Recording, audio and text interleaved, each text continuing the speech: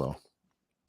And I want to show you this because this is how easy it is to find and to realize how racist this is. Okay. So can we see it on the screen right now? Yes. Okay. So just so you see, this is an exclusive. This is coming from Newsweek.com, credible news media. October 27th, 12:34 p.m. Well, I don't know about how credible they are. The left claims they're credible. They're an internationally recognized news agency that's credible enough for, and this is a left-leaning, centrist left-leaning news organization. So it's not coming from the right. Looking at their own article, we can go right down to, where is it? There it is. So now they buried this part, which is the proof, the part that debunks the Democrats directly. Several photos of the son, Michael, in question were displayed on screen during Johnson's 2020 PBS interview with journalist Walter Isaacson, which is available in full on YouTube. So the kid is available. He has been known. And oh my God, how incredibly shocking it is that he doesn't want the publicity. Maybe because he knows being a son, a black Republican, he is going to be attacked mercilessly from Democrats, from progressives, as he is right now. He is being attacked so badly that they are saying he doesn't exist. They have dehumanized him and said he is not a non-entity just because he doesn't want to be involved with the politics, the poisonous politics of the left. No wonder he doesn't want to be involved. No wonder he doesn't want his picture shown on a regular basis, because look at what they do. The very first thing out their mouth after 8 years that Mike Johnson has been in the Congress, even though you can spend 30 seconds and find a PBS interview with him, showing him, that takes 30 seconds. No, the first thing they want to do is race bait. Yeah. These are racists that are doing this. It's debunked. Exactly. And and of course, every Republican, doesn't matter who it is MAGA extremist and evil. Why? Because they're not progressive left. So everyone else is, obviously instantly MAGA right, because MAGA, Make America Great, is such a terrible thing. Yeah. Well, I want to show you my favorite person.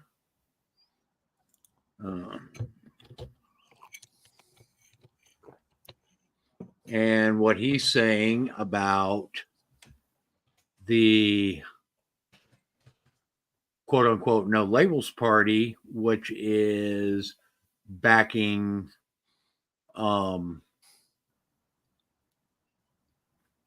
Kennedy for his presidential run. Mm-hmm. Mm-hmm. Okay. So let's see. Sorry, trying to find the right tab. So Robert Reich. Okay. Oh, yeah. No Labels refused to reveal who's funding its third-party presidential bid, but recent leaks reveal that at least one donor was Harlan Crow, the GOP mega donor who funded Clarence Thomas's lavish vacations. Hello. And he's basically trying to claim that the No Labels Party is essentially a extreme right party. It's incredible. So, it's funny how it's always so terrible.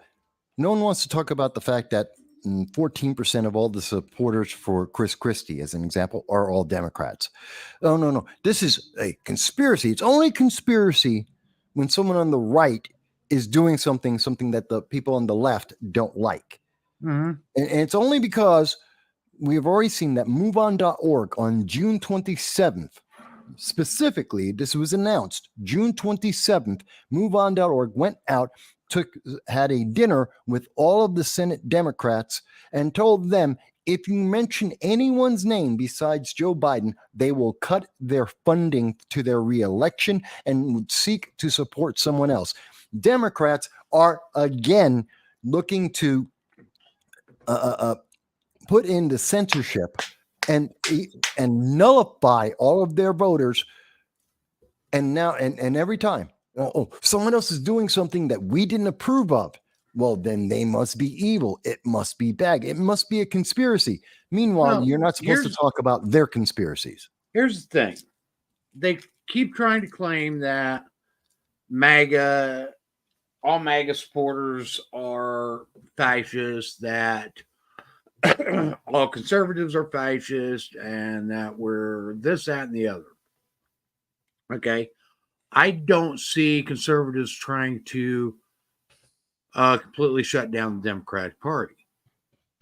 I don't see conservatives trying to say that the Democratic Party shouldn't be heard. Okay, I see conservatives disagreeing with a lot of stances Democrats have, but they agree that Democrats have the right to their opinion.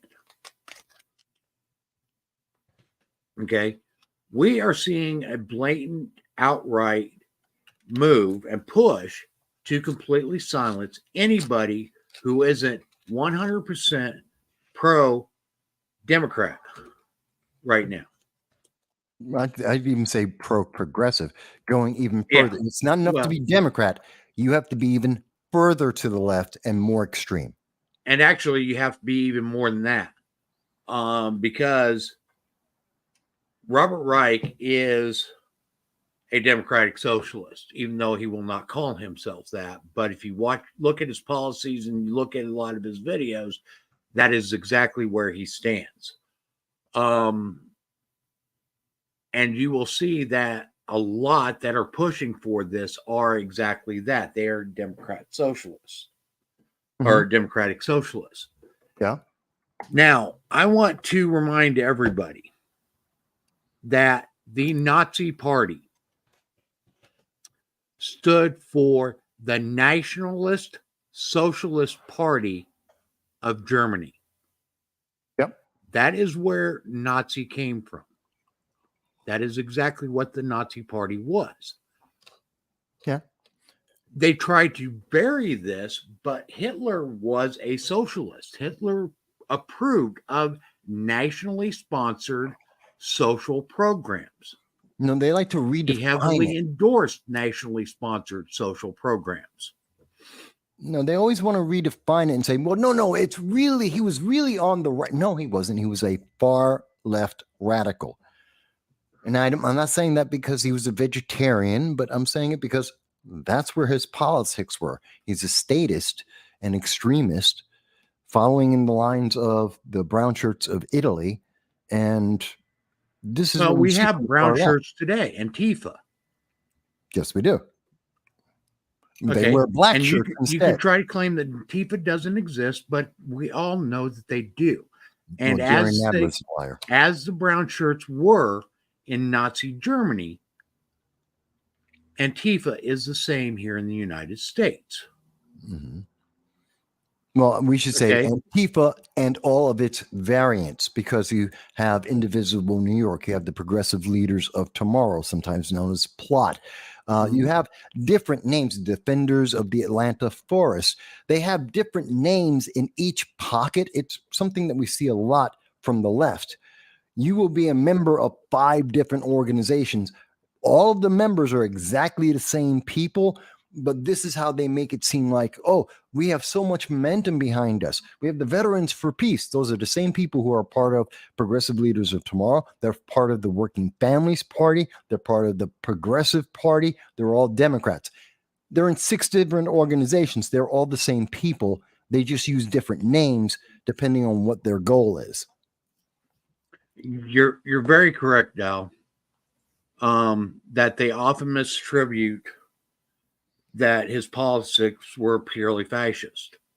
Okay, while his he did become a fascist leader, his political ideologies were nationalistic socialism. Mm-hmm. Okay.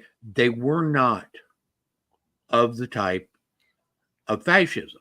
Okay. He actually became a fascist because the nationalistic socialist programs that were implemented during the early part of his reign failed. Mm-hmm. Okay. So he had to become an authoritarian in order to start bringing Germany around. And that's also what tended to lead towards Germany trying to dominate all of Europe and take over Europe, is because the socialistic policies that they had implemented were failing. Because And, socialism has and a always. lot of those policies that were implemented under the Nationalist Socialistic Party are many of the same policies that they are trying to implement today through the progressive caucuses. Mm-hmm. Yeah. But because they always follow the same, it's not that we see the progressive movement, the far left, they haven't done anything new. They haven't changed anything in the last roughly 100 years. Just their names, the organizations they're in, they changed that to match with the times, and they changed their slogan, whatever their little catchy 30-second slogan is, they changed that with the times. But other than that, their policies never change. The policies of today's the Democratic Socialists of America are the same policies as the 1950s Communist Party, the same as what we saw in the 1930s, the American Socialists of the 1930s. They're all the same. They just changed the titles. And here's another thing. You brought up a great point, Michael.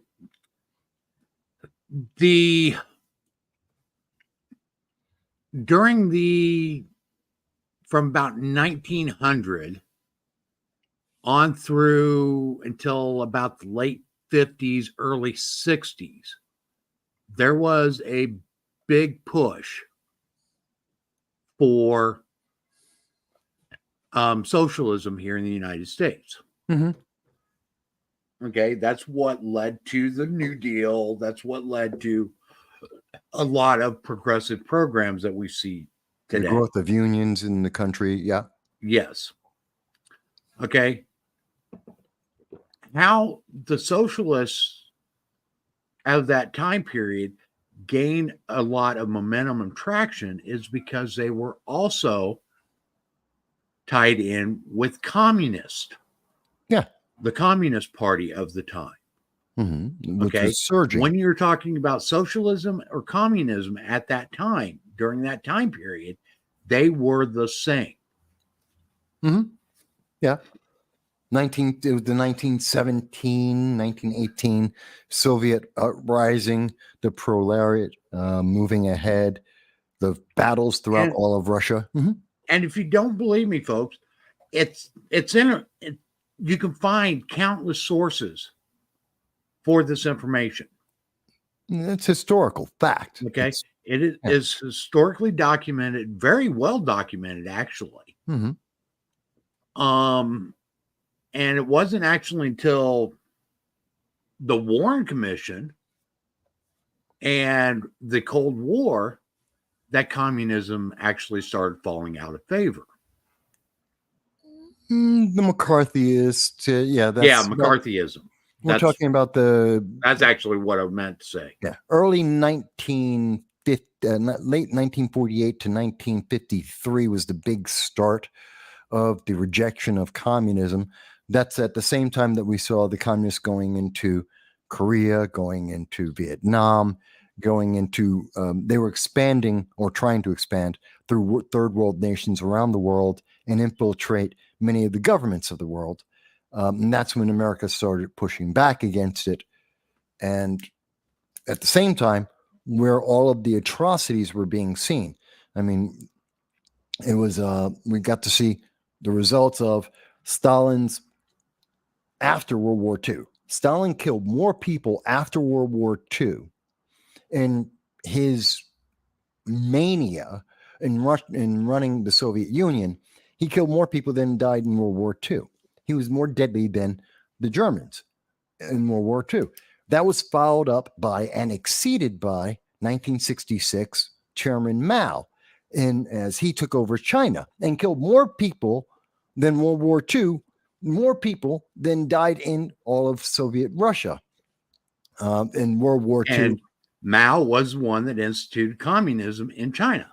Yeah, with his little red book, The Red Movement. It was absolutely bloody. The reason why it was red is because of the blood that was being shed. We're talking about estimates are somewhere between 60 million people may have died under Chairman Mao. Then you, of course, have the little guys like Che Guevara, who went to Cuba and was massacring every gay person he could find, and the far leftists that were in Cuba, and just outright killing them all, just lining them up against walls and shooting them dead. Mm-hmm. These are the heroes of the left, because we don't talk about what they actually did. But is it a surprise that in each of the cases we can go to Venezuela now, the very same heroes that we saw being praised by Bernie Sanders are the very same ones who are killing their own people, as reported by the New York Times, starving their own people, which we hear reports of. This is why Venezuelans are the number one. They are 1/3 of all of the illegal immigrants coming into America in 2023. And when we think about this for a second, we realize that it's this progressive movement. Who supports Hamas? Democratic Socialists of America, the far left, BLM, all of the far leftist organizations. The more progressive you become, the more likely you are to support Hamas as they commit acts of genocide, as they take hostages from the United States and Southeast Asia and Europe, hundreds and hundreds of hostages, using them as human shields. These are all violations of the Geneva Convention. These are all human rights violations. And the answer from the left is, oh, by the way, let's give them more resources so they can continue to commit genocide, so that they continue to have human hostages and shields. Does this make sense to anyone? No, it doesn't. And people only look at Hitler when they look at fascism, okay? And they equate the modern neo-Nazis as being the same as the Third Reich Nazis. No. And they're not.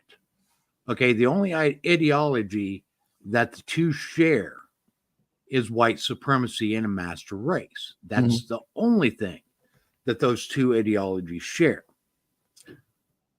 Beyond that, politically, the two are complete opposites.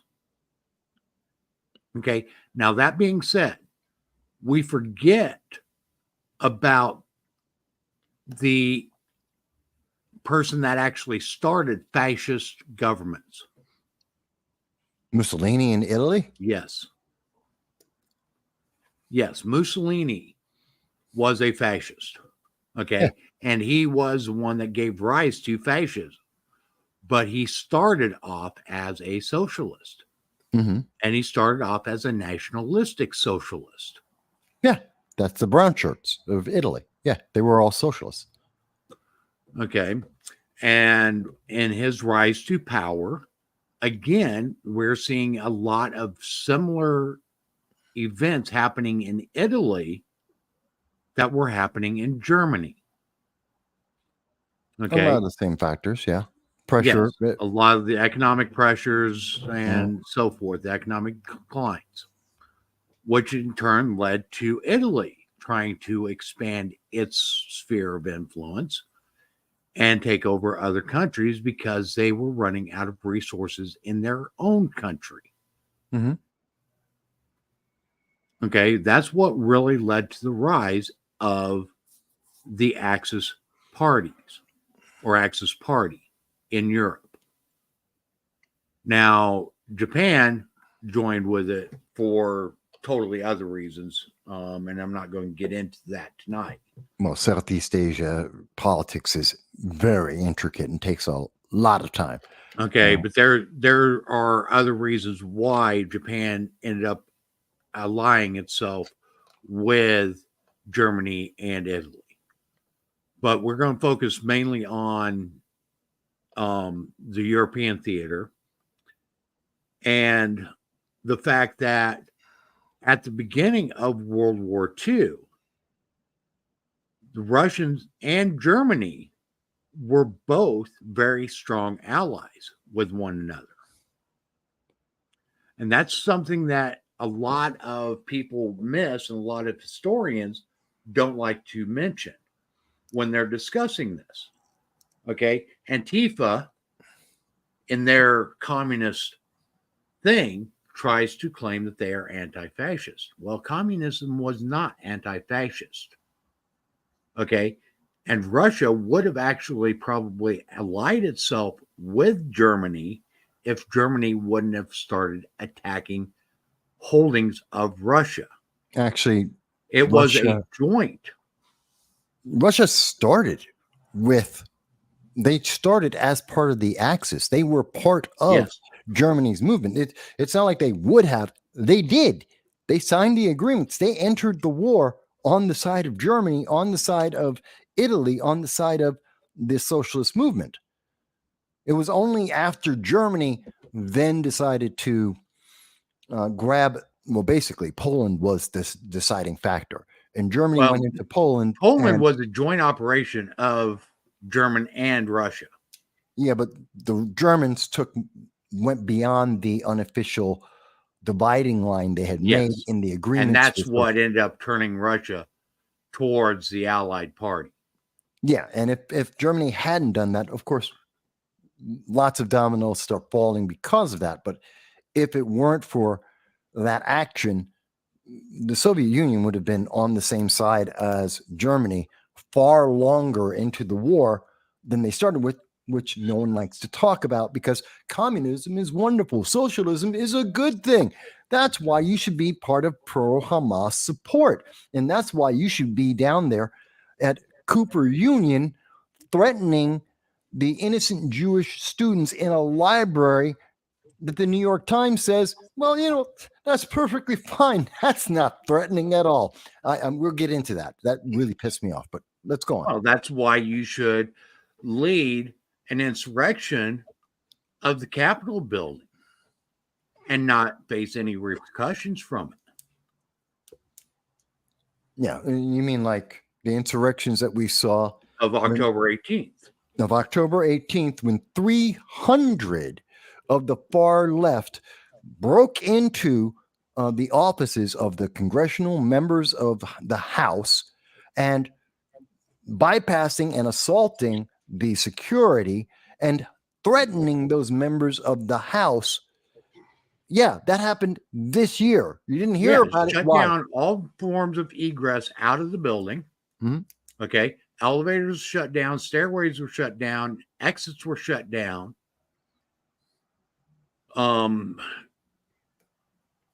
That essentially held both the House of Representatives and the United States Senate hostage, disrupted a House Foreign Affairs Committee hearing, a Senate Foreign Affairs Committee meeting, hearing. Were warned they were going to be arrested. 308 of them were arrested. Yeah, this is exactly the terms of insurrection as defined by the left, even without counting the actions of Jamal Bowman, which were also the exact definition of insurrection that the left has been using as an accusation. But because the left-leaning media agree with those socialist politics, you don't hear about it. It's the reason why you don't hear about what happened in Cooper Union. It's why you're not hearing about the colleges that are anti-free speech throughout America and their support of genocide. And I'm talking about the Ivy Leagues. I'm talking about Cornell, Harvard, Tufts. I'm talking about Binghamton University. I'm talking about Rutgers University. We're seeing it across the board. Again, I'm jumping ahead, but let's go on. Okay, and then you have members of Congress, members of Congress who are actively calling for the annihilation of Israel. Okay. I don't know if you heard about it, Michael, or if you heard about it, Frank, but Marjorie Taylor Greene introduced a resolution on the House floor today. Was it today or yesterday? Yesterday. To censure Rashida Tlaib. Yes. For her anti-Semitic remarks over a number of years.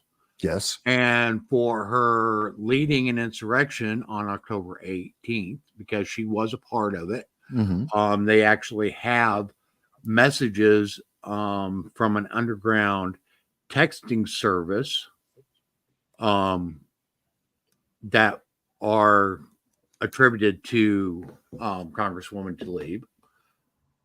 Organizing and in support and in organizing these. She was supportive of calling for the basically day of jihad, etc. Okay, so Marjorie Taylor Greene introduced this resolution for censure against Rashida Tlaib. Within hours after that, Representative Becca Balint moves to censure Marjorie Taylor Greene.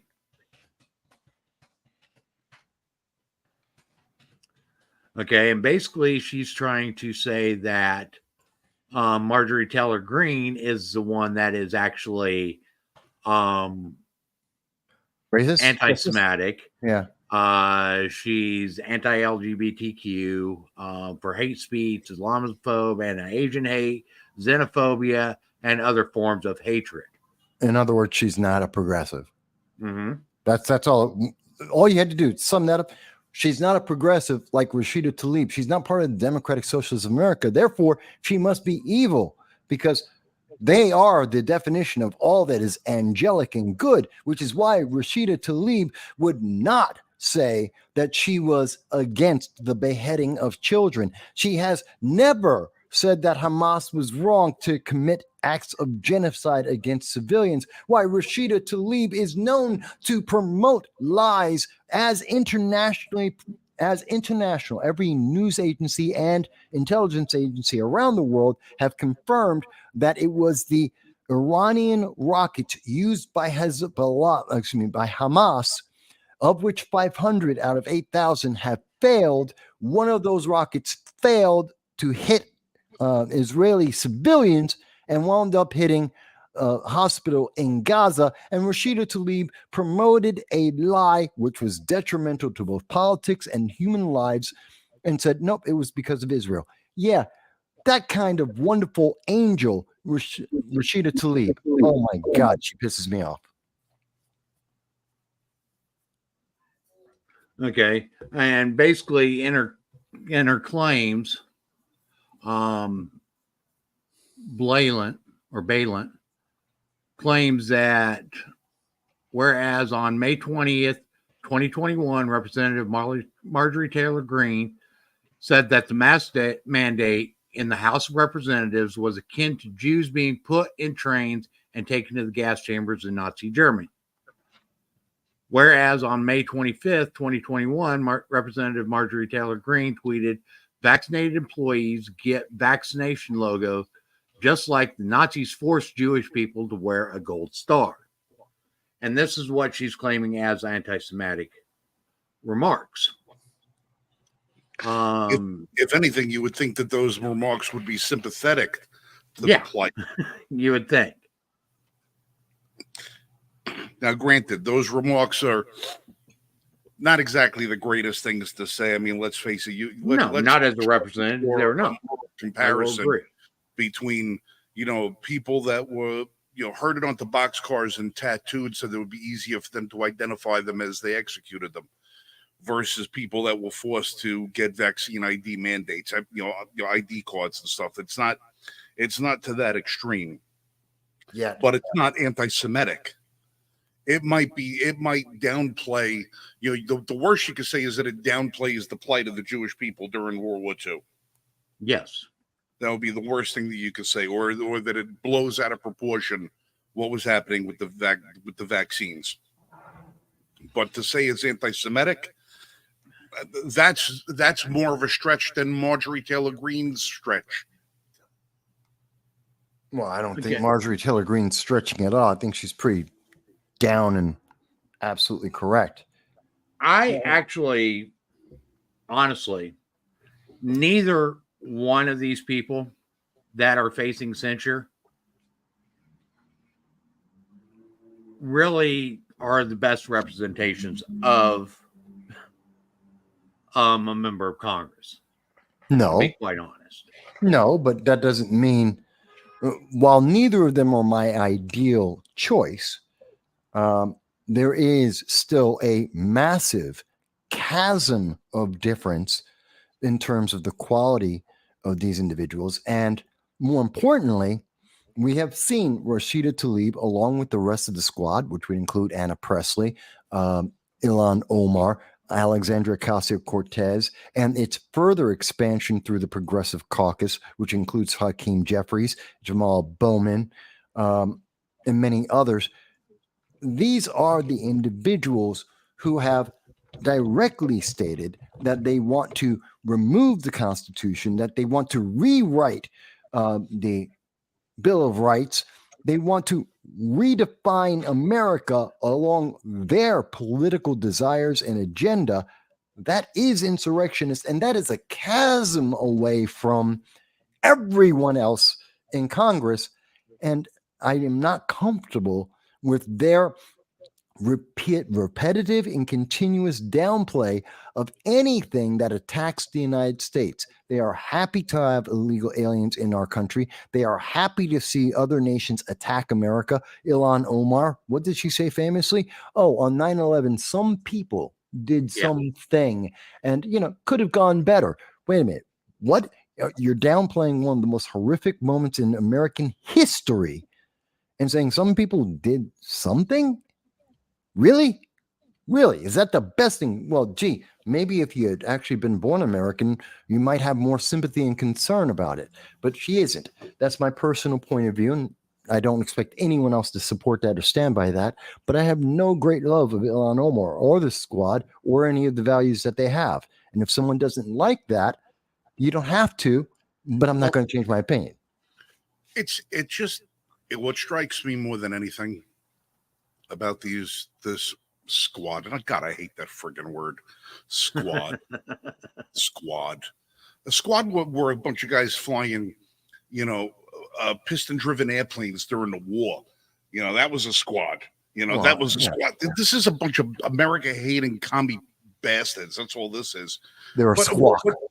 They're squat. All right, that's what strikes me as more disgusting and deplorable than their ideological bent is that as recent as 25 years ago, if they were to espouse any of the beliefs that they stand for and that they talk about on a regular basis, those things would have been disqualifiers from public office in the United States. These are things that the American people would have said. We don't elect communists to represent the people. We don't elect people with this hatred of America to represent the people. You can have disagreements on policy. You can have disagreements on funding issues. You can have disagreements on ideological basis, but you're supposed to represent your country with a love of your country, not a desire to undermine and destroy your country. 25 years ago, these people would have never been able to make it to a ballot. And now they're mainstream. And to me, I find that to be more upsetting than anything that they can say, is because that there's a handful of people out there that vote this way, that think this way, that have the same ideology as them. And to me, that is more frightening than anything else. Because these people, honestly, if you can't embrace the Constitution and the country that was founded through it, why are you here? There are 200 other countries that you could go to and live the life that you want to live in accordance to the ideology that you espouse. Go. Why the hell would it be so? Why is it so important for you to undermine this country when you can go over and just live the life in somebody else's country? Because the fact is, they know their ideology sucks, but they believe somewhere that they're going to be in charge of it if it ever should come that way. And they'll be able to live large while everybody else suffers. Well, you know what, Frank? I think there's a slight qualifier to that, because I think while the believers, I'm sure, do agree with you that they'll be in the leadership position when everything changes, which historically has never been true. Look at any nation that has gone towards socialism, and the leadership are always the ones that get killed first. The politicians, the teachers, anyone with a significant, the entertainers are always the first ones to get killed because they're the ones who changed everything. But I think there is a larger proportion of many of these people who are in that progressive movement, in the far left movement, and they don't actually believe that. They're just taking the opportunity to basically use the system for their benefit. It's like Patrice Cullors. She's a self-avowed communist who has said that she created BLM so that she could introduce more black people to communism and to help shift this nation into the progressive movement. That's why she created it, why she wants to destroy the nuclear family amongst the black community. And what has she done? She used BLM to be able to amass $80 million by herself, 6 mansions, to allow her family to live in these mansions across the United States, to retire with a multi-million-dollar retirement package, and then to walk away from the entire movement. That's what we see. They know that they could go to any other country and never live the quality of life that they get to live here in America by abusing the system and by abusing the hopes and dreams of so many millions of people. I think that's what most of them are. Most of the people on the left, they are disingenuous. They don't believe it, because if they did, they wouldn't have an iPhone. They wouldn't be drinking lattes. They wouldn't be doing 2/3 of the things they do, because they don't want to give up their creature comforts. They're not believers. They're just tagging along.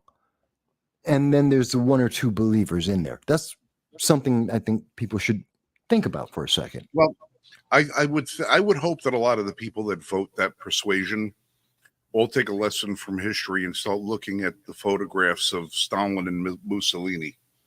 Look at the photographs of Stalin and Mussolini and all their advisors at the beginning of the war, and then look at the exact same photographs towards the end of the war. It's the same photograph, except all the people that were close to them, their advisors, their closest muckety mucks, all of their true believer supporters, were all photoshopped out of the photographs. They were all erased. They killed them off. Yeah, The people that 1940s version of Photoshop. Yeah. Yeah, they were just edited out of the photographs as if they didn't even exist. They were footnotes to history. They helped elevate the platform to where it was, and then the platform found they had no more use. And then they said, well, they also know where the bodies are buried. The closest advisor is often your biggest threat, too. So when they have these people that bring in close to them, of course they're going to be the first one to get Vince fostered. You know where everything is. Mm-hmm. Well, yeah. And we got into that discussion before you got here, Frank, about how they try to claim that the right is fascist, that ultra MAGA is fascist. and so forth. And we made the case, and it's on the historical record. It's easily researched that fascism is just a spin-off of socialism. Okay, it is a different branch of socialistic behavior. It is very close to communism, except it is more authoritarian than communism is. Well, a lot of your differences between socialism, fascism, and full-blown communism are not necessarily based in the ideology, but based on how it's imposed on the people. When you have socialism and fascism, they're often brought into the people via voting, where they'll use a wedge issue to drive something between everybody, and it'll be based on social structure and finance. And they'll use that issue to try and say, well, if we give more control to the government can regulate things better, and then we'll be able to do this, we'll be able to do that, and everybody will be equal.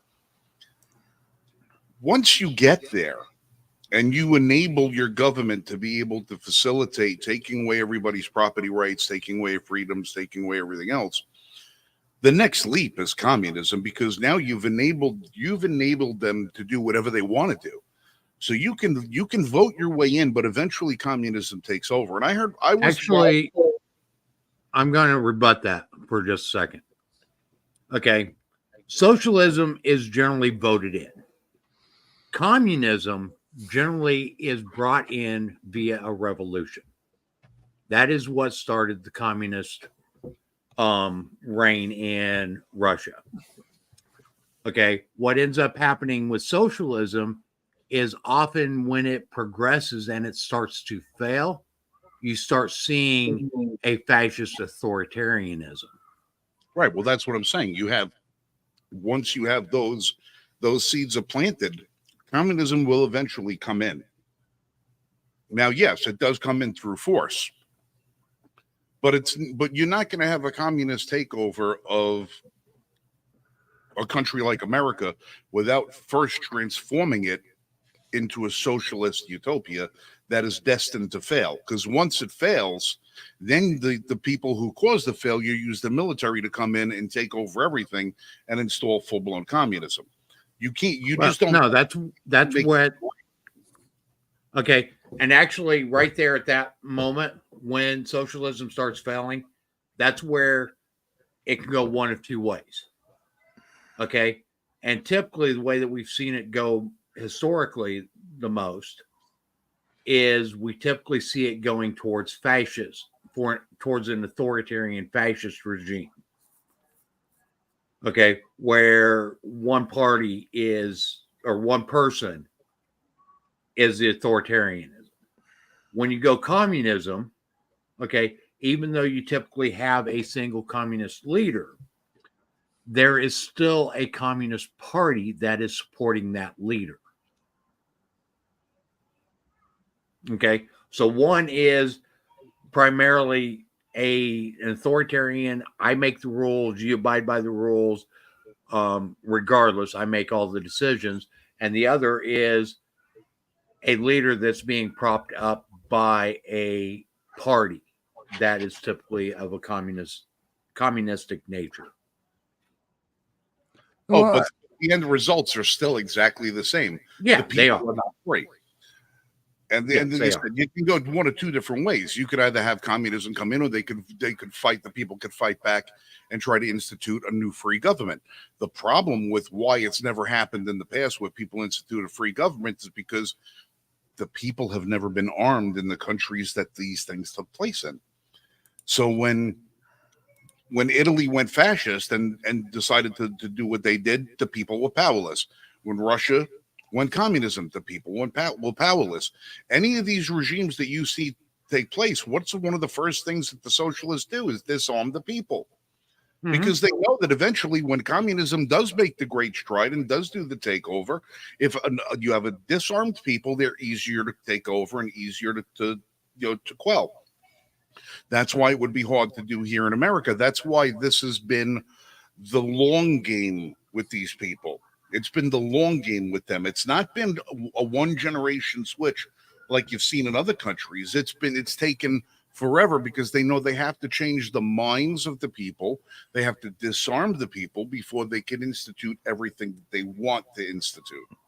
Well, I want to highlight, because I think you're right, Frank. They're doing the long game in the way they are changing the students at our schools and the way that they change the minds of the average person in the public. What I have up here on the screen, it's 52 seconds long. It's talking about what happened this week at Cooper Union, a college in Manhattan, in New York City. Most people around the nation don't know it and haven't heard about the news about how the pro-Hamas students tried to attack Jewish students, pro-Israeli students in Cooper Union. And I think it's really important that, well, hell, it's 52 seconds. Let me play this. You guys should be able to hear this. Tell me if you do. And it sums it up, what they are doing in the long game. Here it is. Make sure you have audio included. It should be. Okay. We'll find out real quick. Times must think you're an absolute. Do you hear that? Yes. Yep. Okay. So this is the New York Times. This is from the New York Times. Idiot. In the 7th paragraph of their article, the New York Times tells you that the students had to be locked into a library for their safety, to protect them as people were banging on the doors and screaming at them and shouting epithets. And because in the 8th paragraph, the reporter and the editor think you're an idiot, that you don't understand English, they tell you there was no threat. No one was threatened. No, they were just banging on the door because it was a happy day. They were just screaming at these students, trying to get in, trying to break down the door, trying to break down the wall, because they just wanted to give them hugs. It's stupid. This is insane. Is this really the best that the New York Times can provide? It's called bias. The New York Times that bias must think is important. And I think this is important to understand. This bias we're told to accept as normal. The New York Times, all the news that's fit to print, has decided to say, literally in 2 paragraphs, 1, these students were terrified, and security, not the New York City Police Department, which was supposedly on the scene and did nothing about this obvious attempt at menacing, coercion, threats of violence, and bodily harm, did absolutely nothing. But the security guards stepped up to protect these students who were not engaged in any altercation. They were on their own. They were just in a library. These pro-Hamas students, these far left students at Cooper Union, who have been taught by the teachers at Cooper Union and many other left-leaning institutions that this is what you must accept, that anyone who disagrees with you is creating a microaggression against you and therefore is being violent against you, and therefore you are entitled to attack them. This security guard was so terrified for their lives, he had to lock them in to save their lives, to protect them. And the New York Times dares to tell you to your face that if you think that someone has to be locked into a building to protect them, has no threat being made against them, that there is no harm in this whatsoever. We have moved towards the left. We have moved towards fascism and authoritarianism to a degree that never existed in this nation in its history beforehand. And I am terrified, not just for the students at Cooper Union, not just for the students in colleges across America, but for the average people, because our news media is actively telling you to your face, you're not smart enough to understand what we just told you 1 paragraph, 2 sentences ago. That's terrifying. Okay, I put up a comment from Jan Rains, and I want to address this real quick. Okay. Dan, this has been going on since long before the WEF. It started happening in the early 1900s, is when it really started gathering momentum. It was stopped for a good period, but in the early 1900s to around 1948 to 53, there was a big push for socialism and communism here in the United States. We actually had a communist political party in the United States. We had a socialist political party in the United States. They were never able to really get any traction as a major political party, but they did tend to side with Democrats. Surprise. And this eventually led to the election of Franklin Delano Roosevelt, the only president that has ever served more than 2 terms. He was also the reason why we imposed term limits on the presidency. A lot of people look at Franklin Delano Roosevelt as being this grand politician that was so great for America with his New Deal and other programs that he implemented, such as welfare and the increase in unions and other like programs. Okay, essentially these were socialistic type of programs. Franklin Delano Roosevelt was a socialist, even though he claimed to be just a Democrat. One of the reasons why Franklin Delano Roosevelt was able to be elected so many times was because when election season came around, he was very good at playing both sides. And he's able to garner support from both sides. When it was off election years, he continued to push his socialist agenda. He was also the one that, because the Supreme Court was striking down many of the programs and policies that he's trying to implement, that threatened to pack the court in order to get his way. This is where we get the strategy that we hear coming from the left right now. Okay, I can't think of a more fascist way than packing a court that is supposed to be unbiased, that is supposed to be non-political, with people that are going to essentially be activist judges. FDR actually did look at fascism as a saving grace.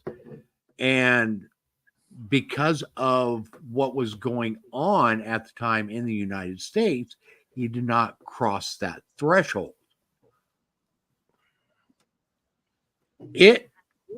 With a lot of the events, if some of the things would have happened a little bit differently, and if we didn't have such close ties with England at the time, it is highly possible that the United States could have entered World War II on the side of Germany.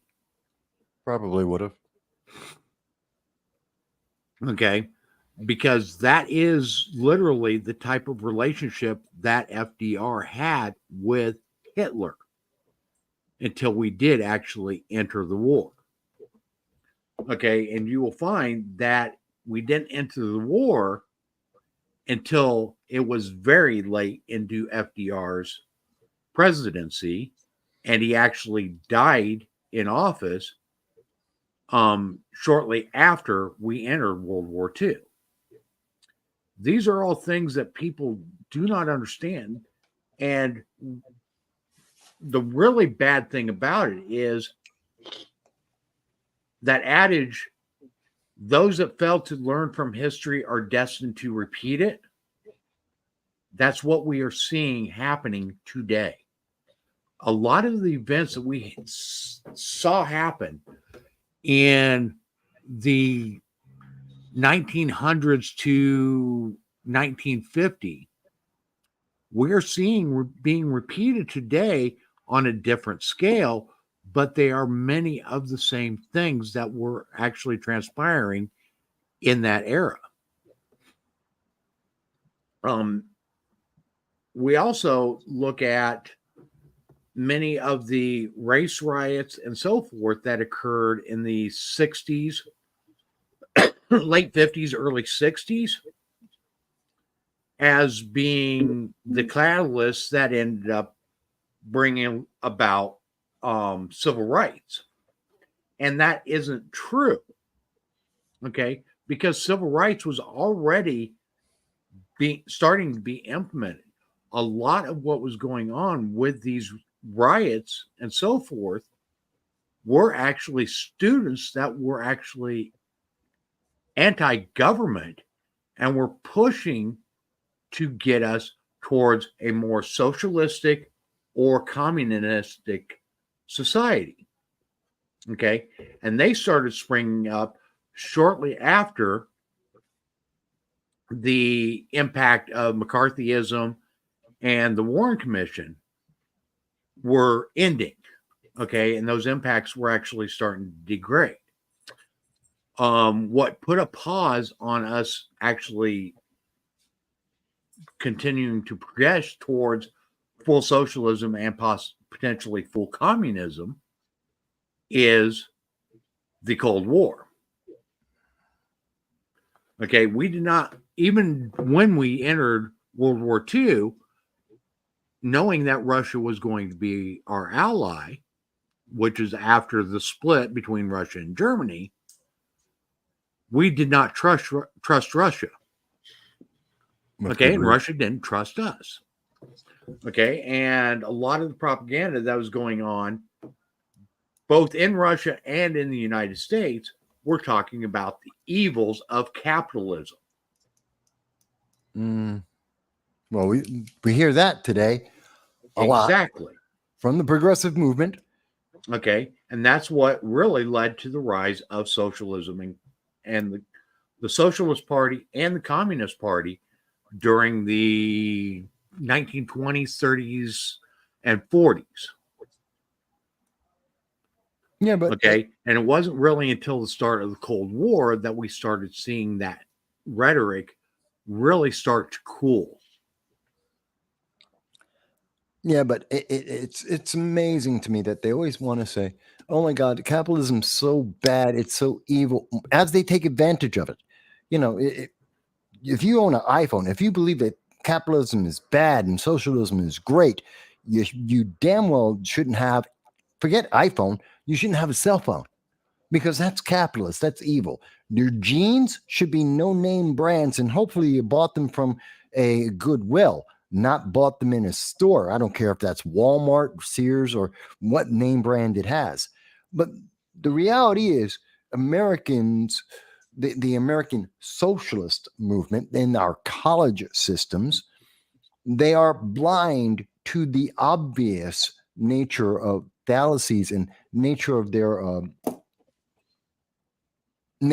their discrepancies. I mean, there's a reason why students in the 2024 free speech survey that just came out, 248 colleges across the United States, Harvard is ranked 248 out of 248. It is the bottom, the worst.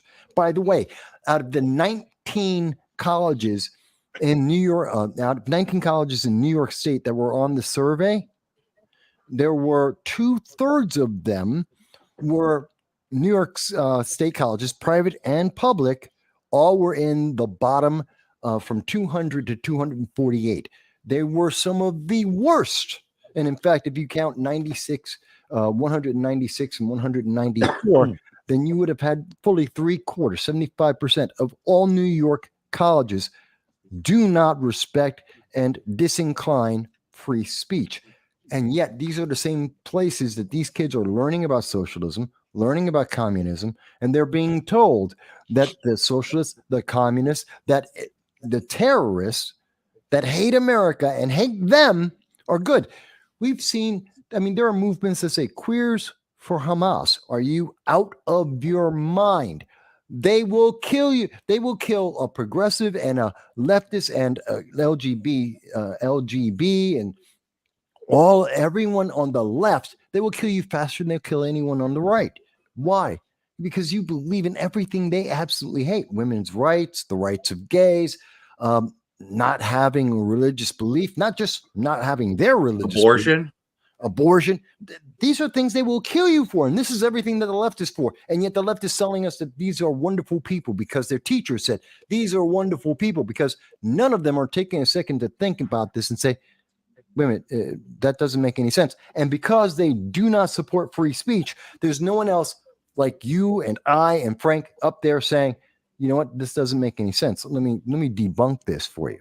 Oh no, we're the bad guys and we can't be allowed to speak at any of these colleges because, oh my God, you may say something that will make sense and stop me from continuing to follow blindly down the path that have been led to me, that these academics have put before us.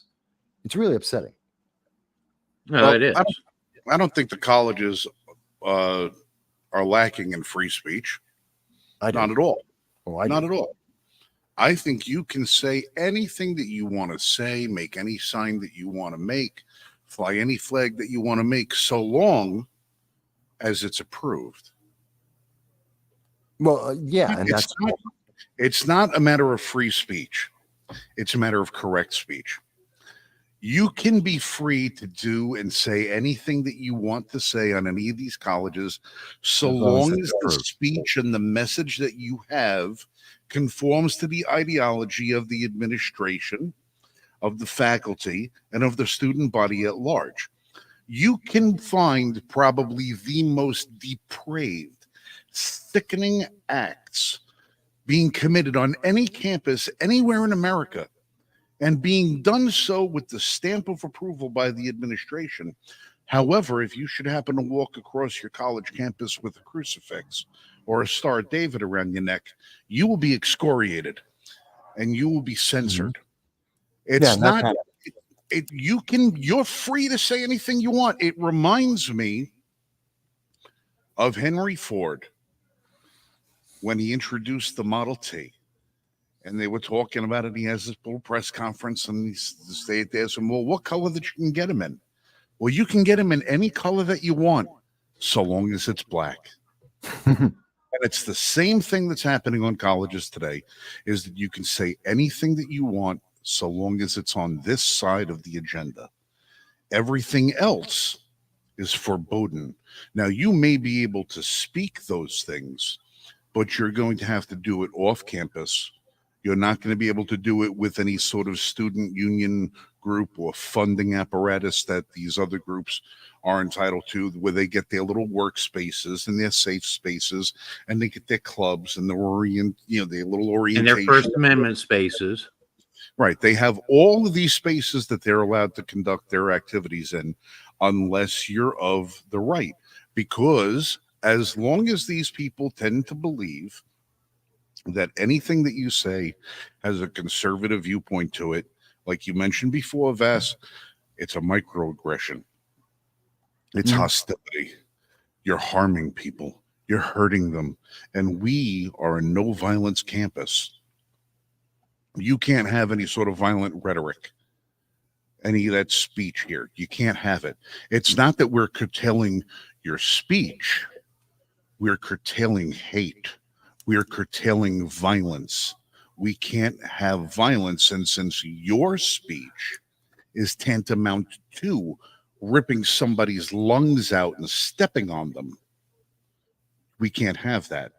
So then, but they'll support Hamas, and they'll support using human shields. They'll support sexually abusing innocent civilians and dragging them through the street. They will support that all day long. But how dare I question that and be on a college campus?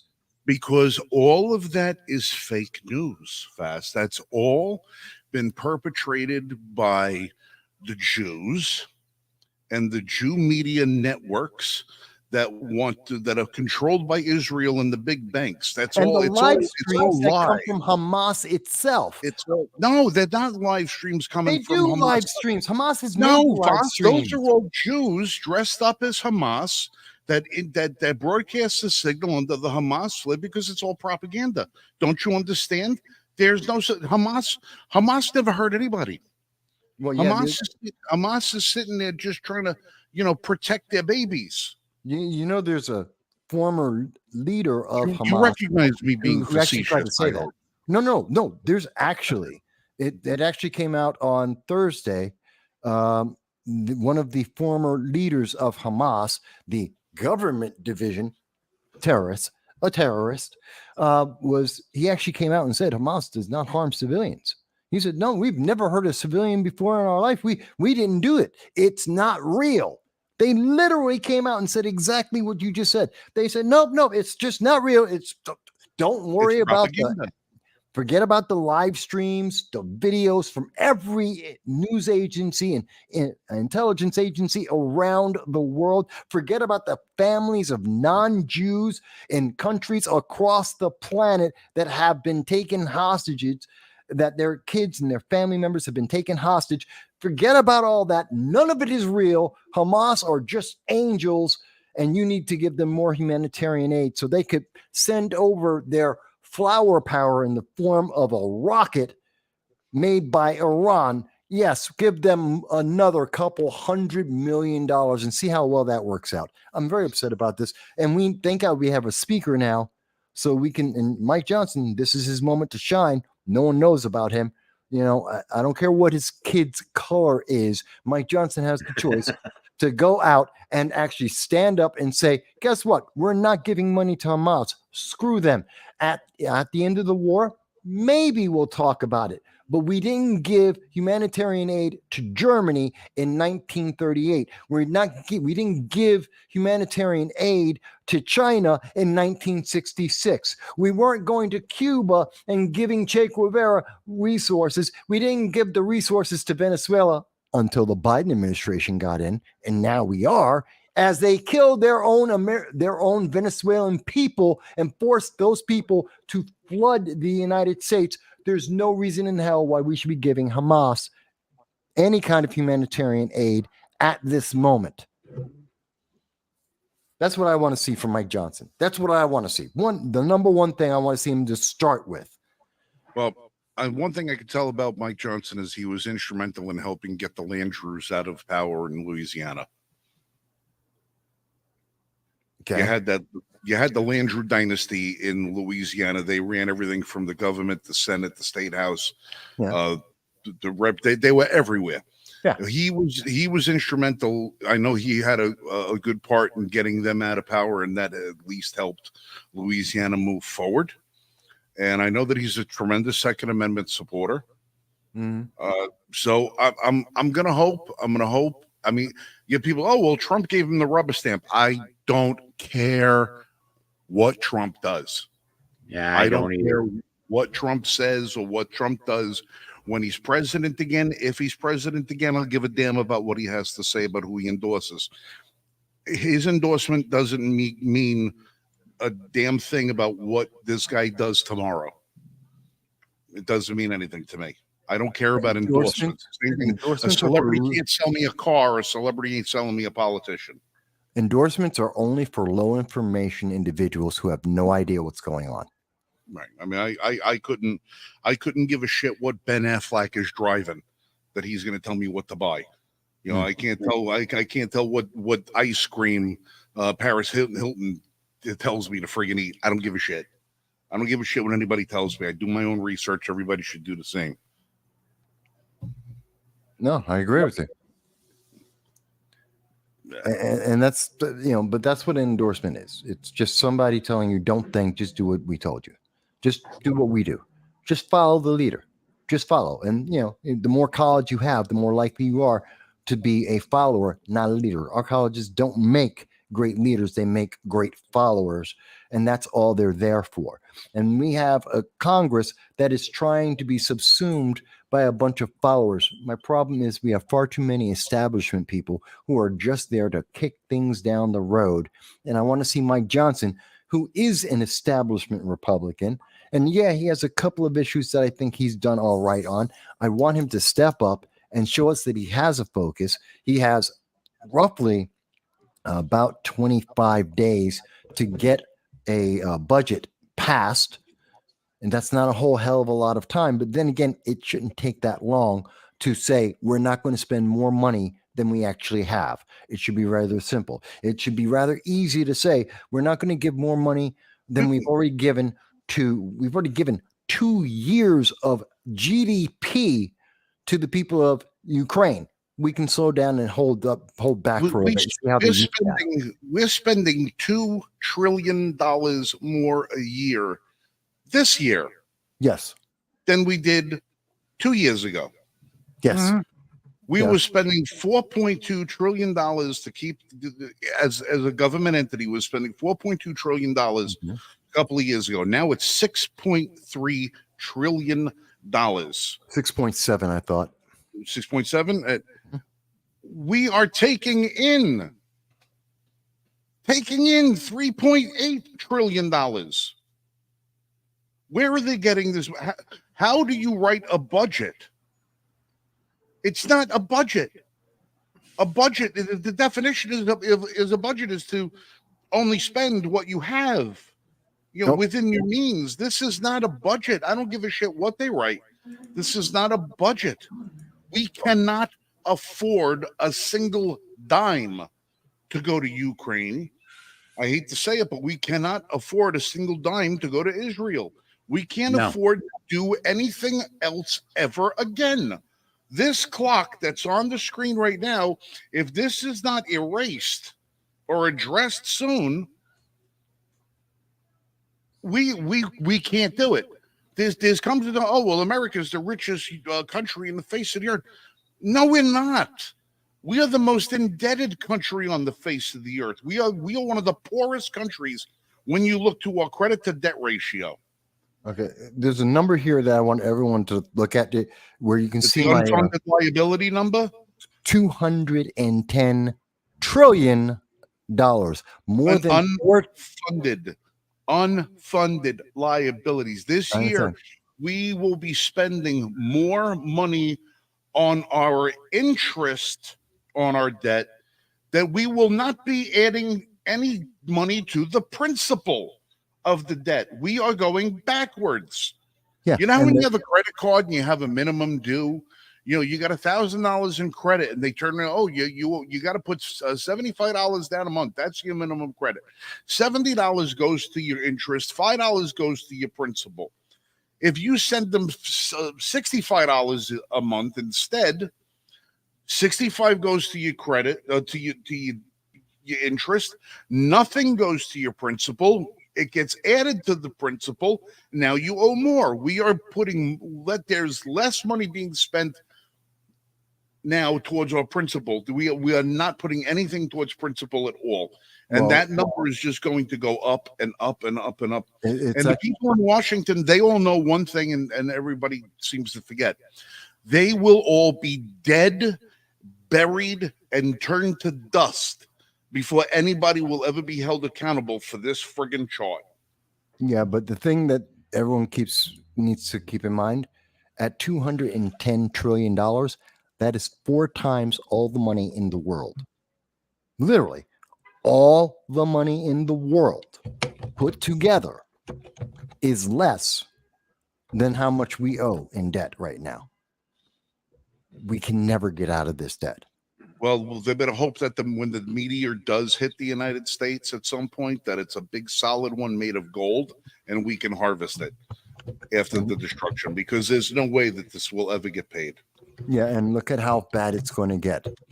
By the most conservative estimates that are out there, we're looking at it going to somewhere between 40, and these are the conservative ones, and say it could only get as bad as $45 trillion. But I guarantee you, I've seen numbers that just 3 months ago were saying 50, possibly $55 trillion This is in the next 3 to 5 years.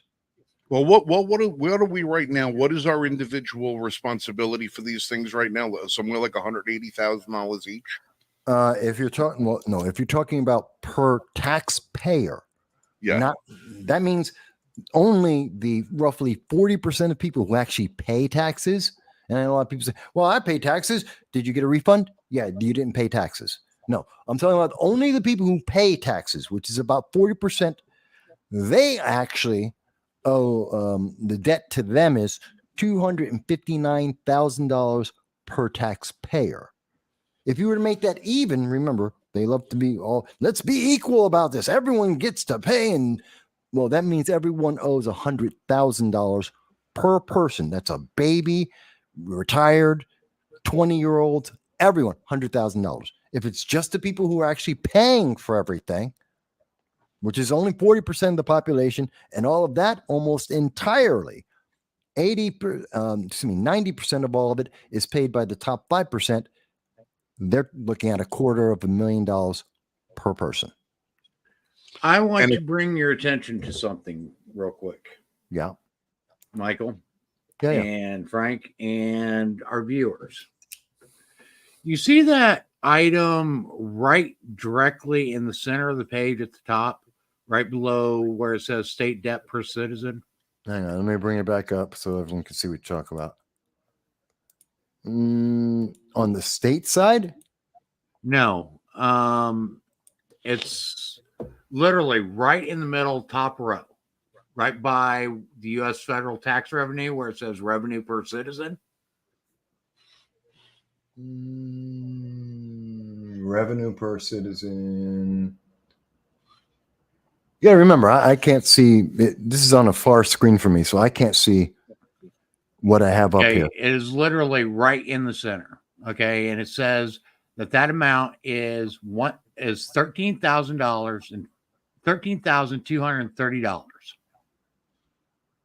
The average income in the United States is, as of 2019, was $31,133. Okay, so you're talking about on the green side. By the way, I have that highlighted right now. So that's on the balance sheet. This is your taxes. This is what people are paying into. And people are paying approximately $13,230 for this tax year per person. If you were to break it down per person, that doesn't mean you paid $13,000 in taxes this year. So it doesn't count most people. You got a refund. It's not you who paid this. But yeah, and the average person, $31,000. Yeah, that's about 1/3 of all the income. If we were to make this fair, it's actually 42% of what people were making in 2019. Yep. According to Wise Voter, the median house income in the United States in 2023 was $67,521. Median, yes. Okay, so that doesn't mean average. Let me do some quick math here.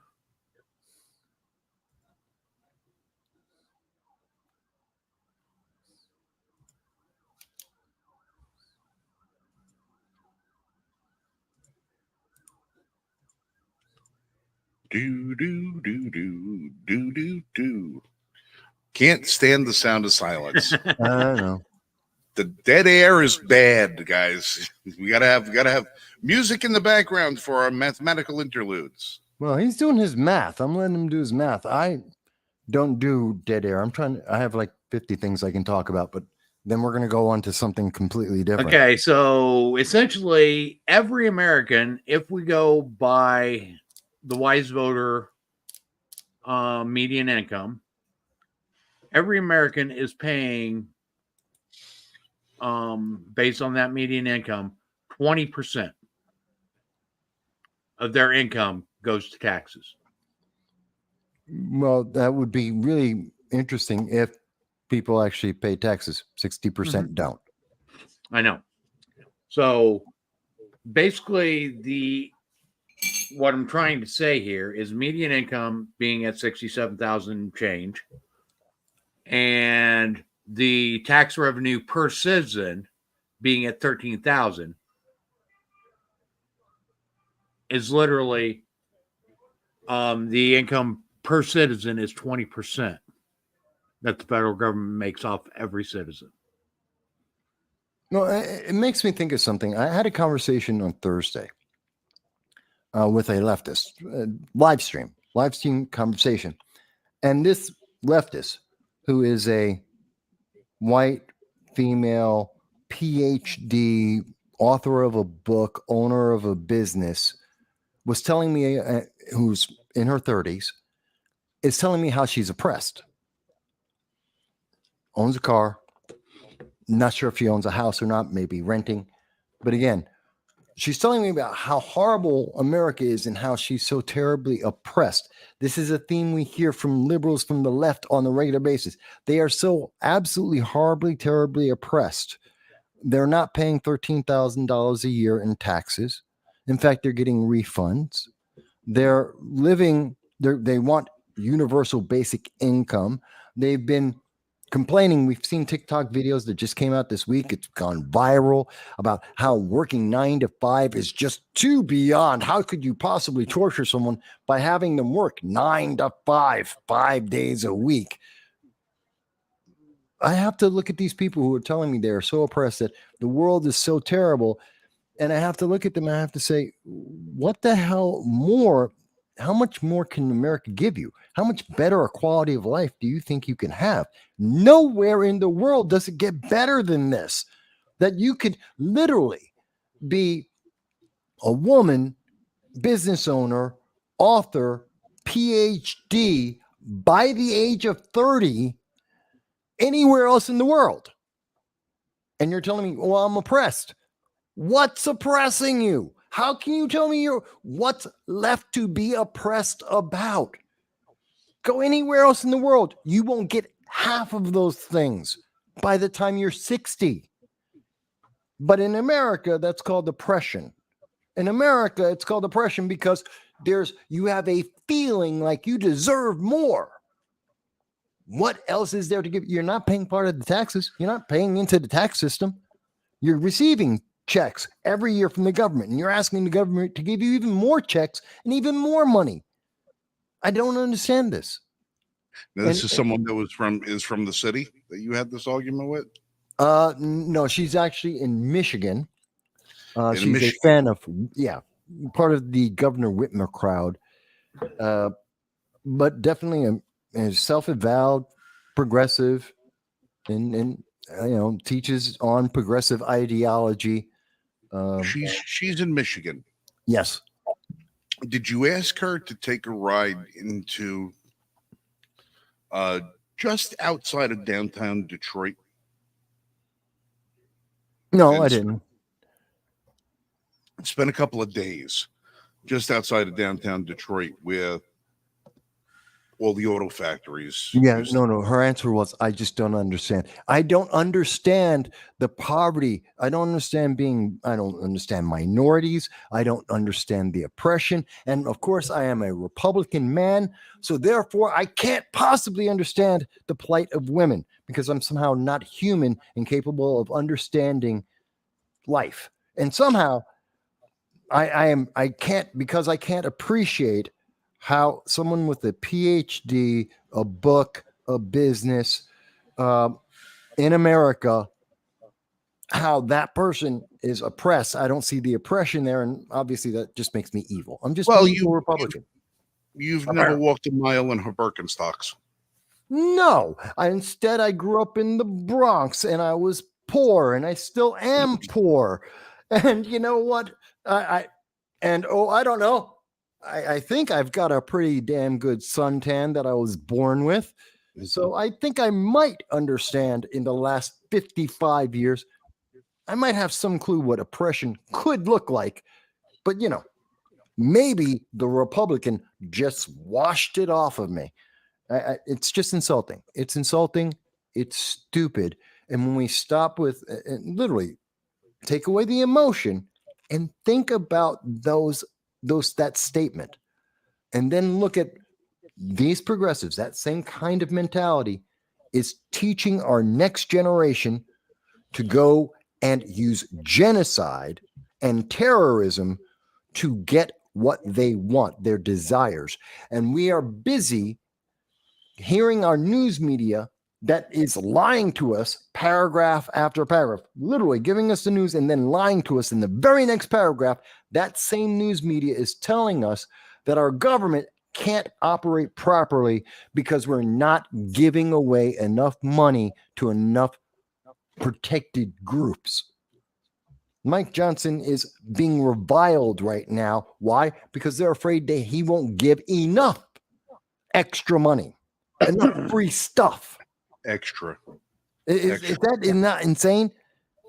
They're upset with him, not because he's a Republican, they have to attack him because he won't give enough free stuff to a nation that is $33 trillion in debt and is being attacked by Iran around the world. Well, I'm going to go back to this debt clock here for just a little bit. Sure. And I want to bring some key figures into this. Okay. Our total debt to GDP ratio right now is 137.97%. Yeah. Our revenue to GDP ratio is 29.38%. Our spending, and these are the two numbers, these should be reversed. Okay, at the very least, they should be equal. And if they go the way they are right now, it shows that we are way overspending. Our spending to GDP ratio is 37.27%. Mm-hmm. So we are spending more a higher percentage of our GDP ratio than we are actually making. Yep. Absolutely. Okay. And that's what these two figures right here indicate. Okay. Mm-hmm. These need to be, the revenue to GDP ratio should be higher than the spending to GDP ratio. That is the only way that we can actually start seeing our debt start to reverse.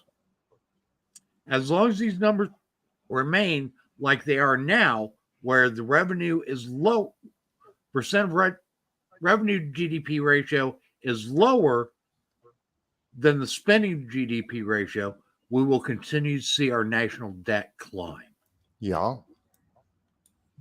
And nobody will give a shit. Because again, the people who are responsible for these numbers will all be dead and buried before the bill ever gets to the table. They don't care. They don't. This debt clock should be sitting directly behind the Speaker of the House and the Vice President every time there's a State of the Union address. This should be on a screen right behind them. And every one of our representatives should be forced to wear little stickers or patches for all the companies that pay them money to run these kinds of numbers up. All the special interest groups. We see it with NASCAR drivers. We should be able to see who the corporate sponsors behind our politicians are. Because the people aren't responsible. The people are responsible for this in the regard that we elect the idiots that go over and do this.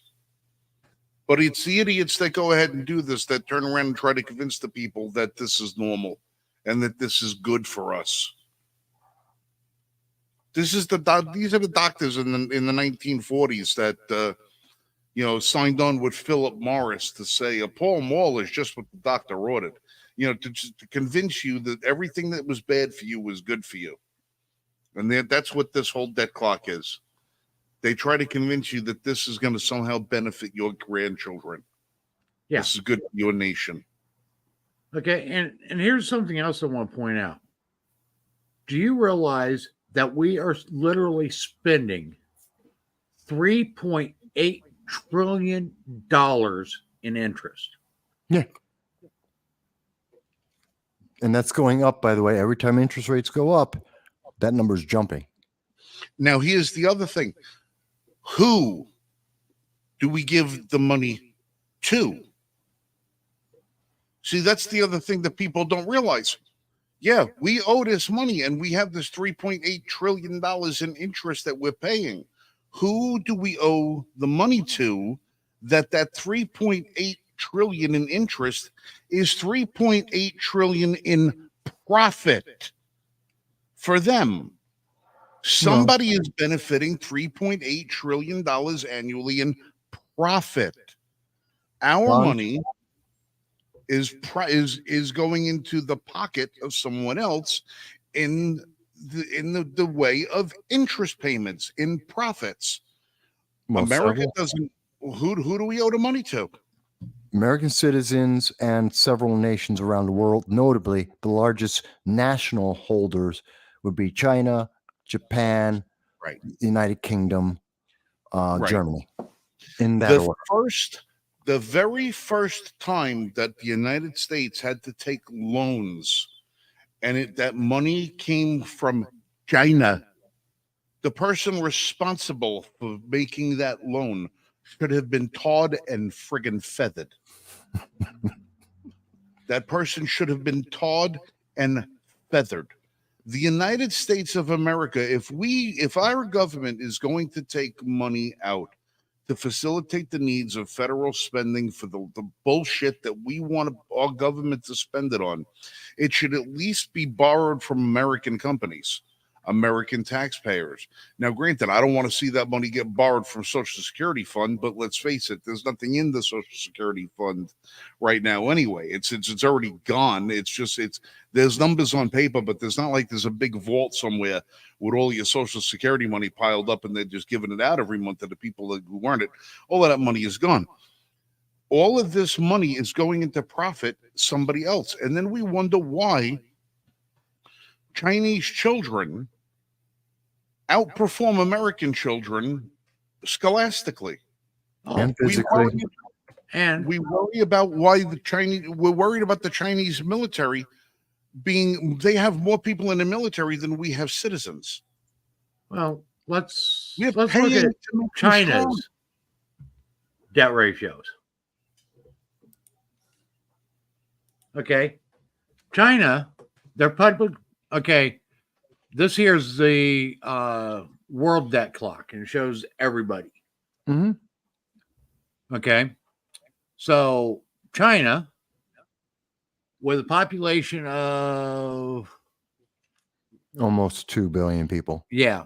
About 1.5 billion people. Yeah. About 1.6. Yeah. Has a national debt of $14 trillion. Mm-hmm. Their public debt to GDP ratio is 82.14%.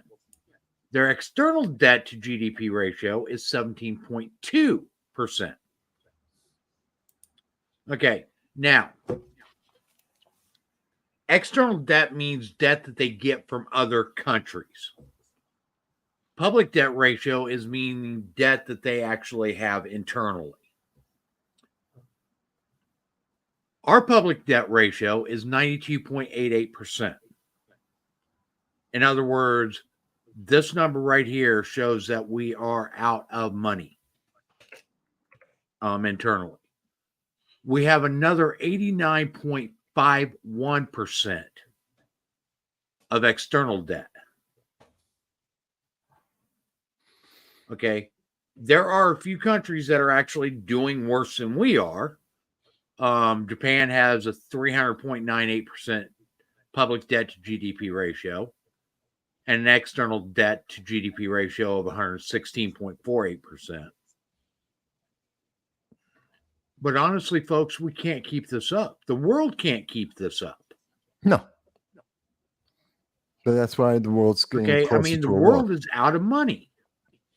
Yes. And as you see, I'm scrolling down through here, and these numbers are just ridiculous.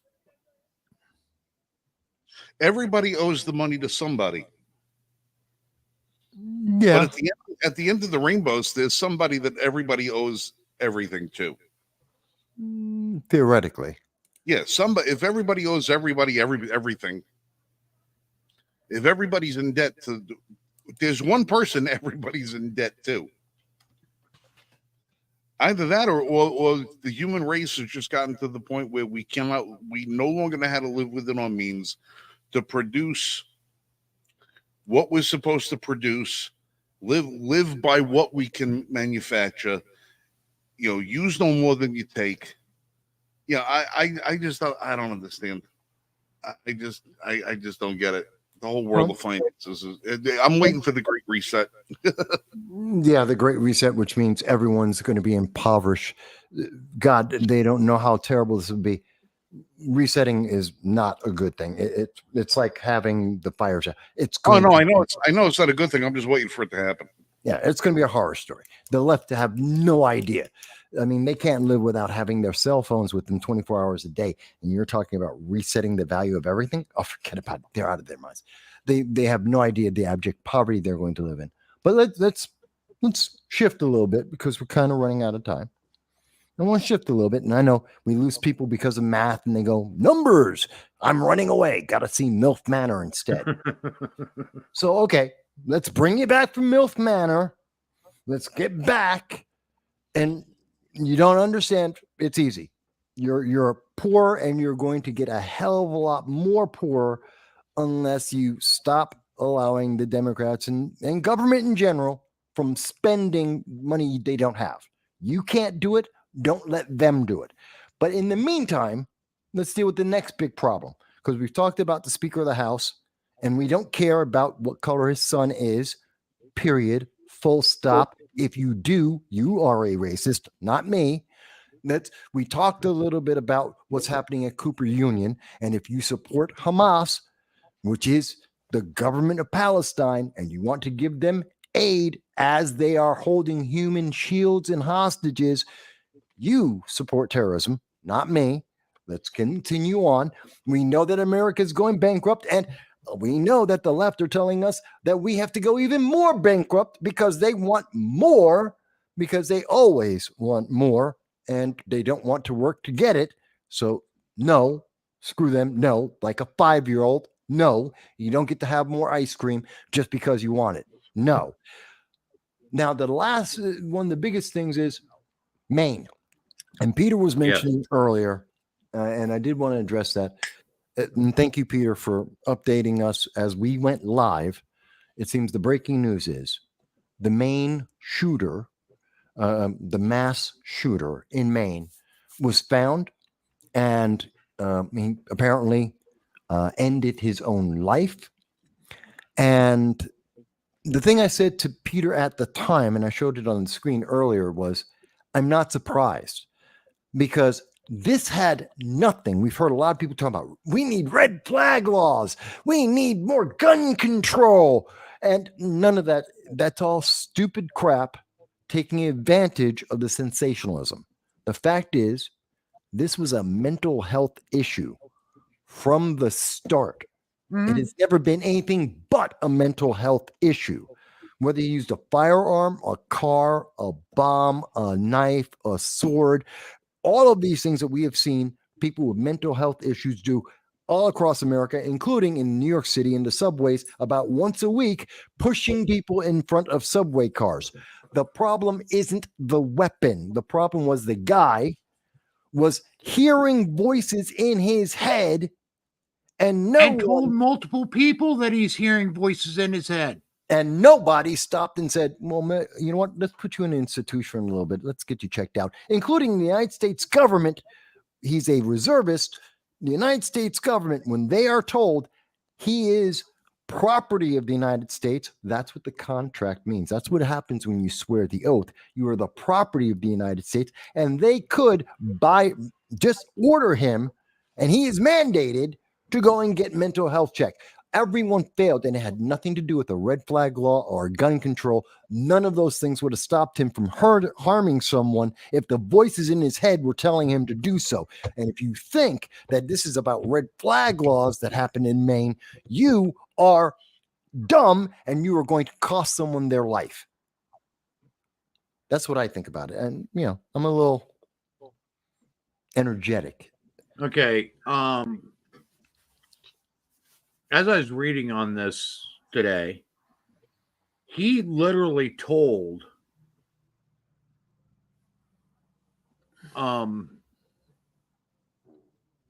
let's see, I'm actually trying to find it so I don't get this wrong. He told military officials that he was hearing voices in his head. Mm-hmm. Okay, I'm actually trying to find exactly if they were actually military psychologists or who they were, but it was definitely military officials. And even if they weren't psychologists or psychiatrists or whatever, the fact is, he told somebody Go straight at up the the chain very of command. least in his chain of command that he was hearing voices in his head that were telling him to harm other soldiers. Right there should have been immediate grounds for the military to step in, institutionalize the person, and get him the help that he was desperately seeking. Mm-hmm. At the very least, just have him checked out. And literally, it's in we order. failed. Yeah. As a society, we failed. And it wasn't because we didn't have gun laws. We failed because this guy clearly was asking for help and we ignored it. That had nothing to do with whether or not he had a gun. Had nothing to do with whether or not he had access to a car, a knife, a sword, chemicals in his backyard, rat poison. There are so many ways that people die in this country, in this world. And I mean, by the hundreds, by the tens of thousands, we see this on a regular basis. Don't try and go. Anyone who's saying it's about the gun, you are using your political partisanship to blind yourself to the real problem. It was a mental health issue. He's dead because of a mental health issue. Other people are dead because of a mental health issue. Don't fixate on the way that he and others may have died, because that's not important. We as a society failed. Okay. And you guys can try to say, all you anti-gun people can try to say that is because we don't have red flag laws, or you can try to say because the evil AR-15 and all this other stuff. No. We failed as a society because this gentleman, okay, and I'm not going to call him a gentleman, this mentally disturbed individual was crying for help. Cried to multiple people for help. Are you ready for bed? Multiple people recognized that he was mentally disturbed, and nobody took action to get this individual the help he needed. That's where we failed as a society.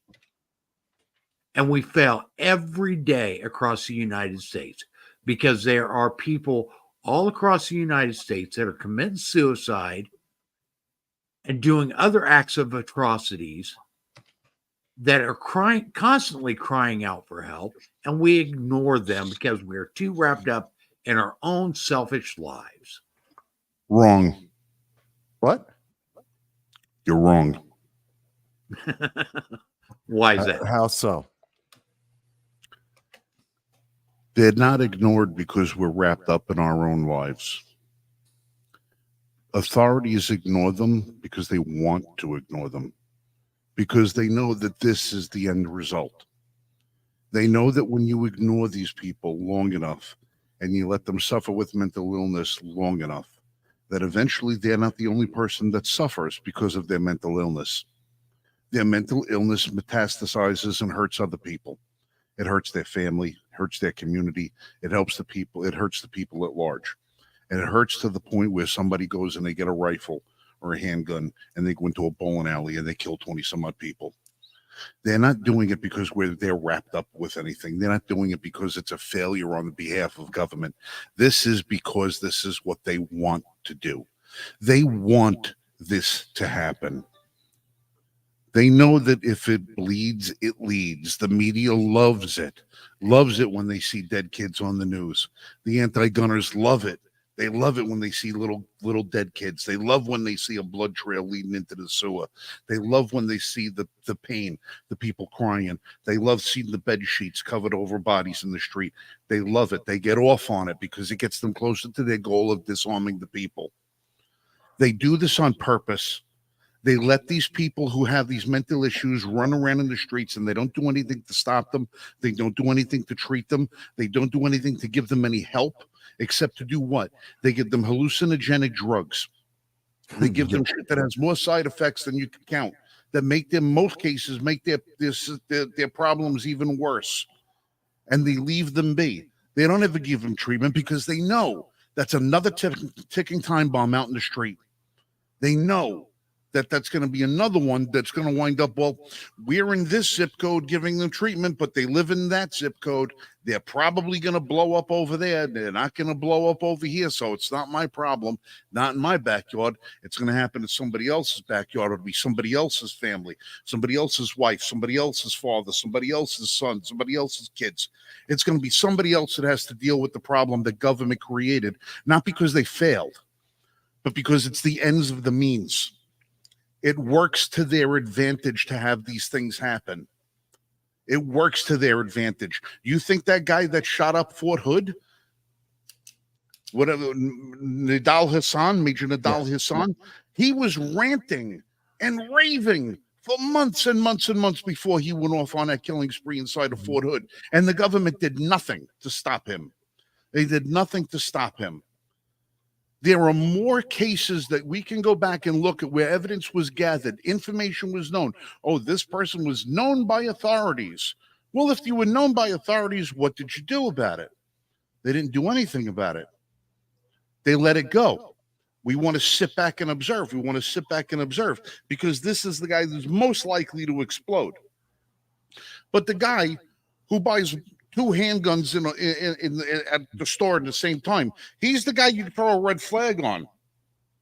The guy doesn't have a history of mental illness, doesn't have a history of problems. That's the guy that you throw red flags on. But the ones that are the dangerous ones that you were notified about, that you were the ones in New York to buy 3 boxes of ammo.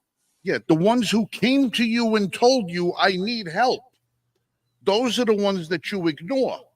Because you know those are the ones that are going to pop. No, and then you get to say, now we have to take everything. Now we have to disarm the people. Now we have to do this. Now we have to do that. No, your responsibility. Well, Lori and I were sitting there talking. I said, look how many of these servicemen go over and they fight. And they see things and they do things in the heat of battle that you would never expect yourself to do. You could never imagine yourself to do. Things that you would never even imagine seeing in your life. These guys come back and they have these scars in their brain of the shit that they've had to deal with. They didn't ask to go do that. They were sent to go do that. And then when they come home, carrying that baggage, carrying that weight, nobody is there to help alleviate them from that. The VA sucks. Yes. You guys are both Marines. You both know damn well what it's like trying to get any sort of health care from the government after you guys have done your time. You did what you had to do. You served your country. You carried that gun. You put your life on the line, and you get nothing in return. And when our men and women come back from fighting overseas, and they get even less than nothing, they get nothing and then a bill on top of it. And they don't get the treatment that they asked for, that they were told, they were promised that they would get. And then when you have them running around with post-traumatic stress disorder and they got all kinds of problems and no one to turn to, they got to turn to each other. And they got to turn to people like groups like Hold My Guns that have to take their guns away from them and say, we're going to help you because the government isn't. When you've got thousands of organizations like the Liberty First Foundation who were there, they're going to say, listen, if you're having a problem, we're going to come in and we're going to help you. We're going to find the resources to help get you through this because government failed you. Government failed you. This is the agenda. This is the agenda. And it's the small groups that have to pick up the slack where the government failed because they'd rather send money to friggin' Hamas than send it over to a VA clinic so that our service members can get treated. Yeah. And then when we have something happen in the street, and it's not even just a matter of people in the service, anybody in the daily throes of life can have post-traumatic stress disorder from just living life with some of the shit that they have seen. When I was 5 years old, my father took me on the Brooklyn Queens Expressway. We were going into Manhattan. He was working a 4 to 12 one day, and I was going to spend the day at the police station with him. I was a little kid. He was working the desk. And you know the BQE, Mike, when you go down and you got that trench in the BQE heading towards the Brooklyn Bridge, you know those overpasses? Yeah, I know. Yeah, what, 30 feet in the air, right? At least, yeah. All right. And then you got the 10-foot gate on top of that. You know, the pedestrian gate. Yeah. My father and I were stuck in dead traffic in August, windows down in my father's 1976 Cadillac Coupe de Ville. And I'm sitting in the front seat and I'm looking up at a guy standing there on a walkway. And my father, he's telling me, he goes, Frank, what are you looking at? And he could see what was about to happen. Guy did a swan dive right off of that thing from about probably 45 feet up and landed head first next to my Cadillac. Ooh. His head exploded like a friggin' watermelon. Exploded like a watermelon. That shit is in my brain every day. I see that shit in my head every single day. A 5-year-old kid should never have to see something like that. No. 5-year-old kid should never have to see something like that. And I've seen other tragedies as well. I've never been to war. I can't imagine like what Alexander, who's been on this program, what he had to deal with when he was in Afghanistan. And then when they come back and our government fails them and nobody is there to give them the help. And then when shit happens, whether it's a service member or an ordinary citizen who's dealing with some sort of stress or something in their mind that can't get the help, they ignore the people who need the help and punish the people who don't. They take the rights away from the people who are not a threat and who don't have problems, and they point to the people that do and say, well, look what happened there. Well, you failed your job there. You failed, government. Mm-hmm. You failed at the state level, the city level, municipal level, at the government. Every level, you failed this person. And then you use what they did as a result of your failure to try and take the rights away from the people who are just trying to live their goddamn lives. That's the problem in the country. And unfortunately, there's too many stupid idiots out there, useful idiots, that believe that acquiescing your rights is going to make somehow everything going to be just fine. And just everything is going to be dandy. Well, I'll point you back to Charlottesville. Everybody talked about how that racist maniac who killed all those people, he didn't use a gun. He plowed his car through a parade, killed those people. You had the guy last year. How many people did that other guy kill last year with his car parade, going through a parade? Oh, you're talking about in Northeast, it was in the Northwest, excuse me. It was like a Thanksgiving Day parade 2021. He ran over 60 people. He had actually 61 people, and I believe he killed 20. Because, and I remember in the courtroom, the prosecutor read out every single one of the charges 61 times to make sure everyone understood what he was there for, why he was being put in jail. Yeah. There was no gun involved there. No, that was just a van. That was a minivan. That was a van. There was a case 3 months ago in Texas. Some guy, they had one of these bus stops where a lot of the illegals congregate to try and pick up work. Like a lot of times you'll see them outside of a Lowe's or a Home Depot or something like that, like a couple of blocks away. They're looking for day work or something like that. You had a couple of months ago, one of them flipped out. Had an argument with his wife. He wound up running over a whole bunch of illegals that are standing there working for waiting for work. You didn't hear nothing about it because it was an illegal that did the driving and killed more illegals. So you didn't hear nothing about that. You mean the guy down, Ricardo Oropesa down in Texas, who killed a family of 5, including I believe it was a 5-year-old child, but the news media didn't want to talk about it because Mr. Oropesa was a illegal alien that had been removed from the United States 3 times. Yeah. But again, it's not the gun. It's not the gun. Yeah. If something drives somebody to do something bad, whether it's a mental illness, you want to point to a chemical imbalance, whatever that might be, or if it's just plain evil. Whatever it is that causes somebody to act and do something so heinous,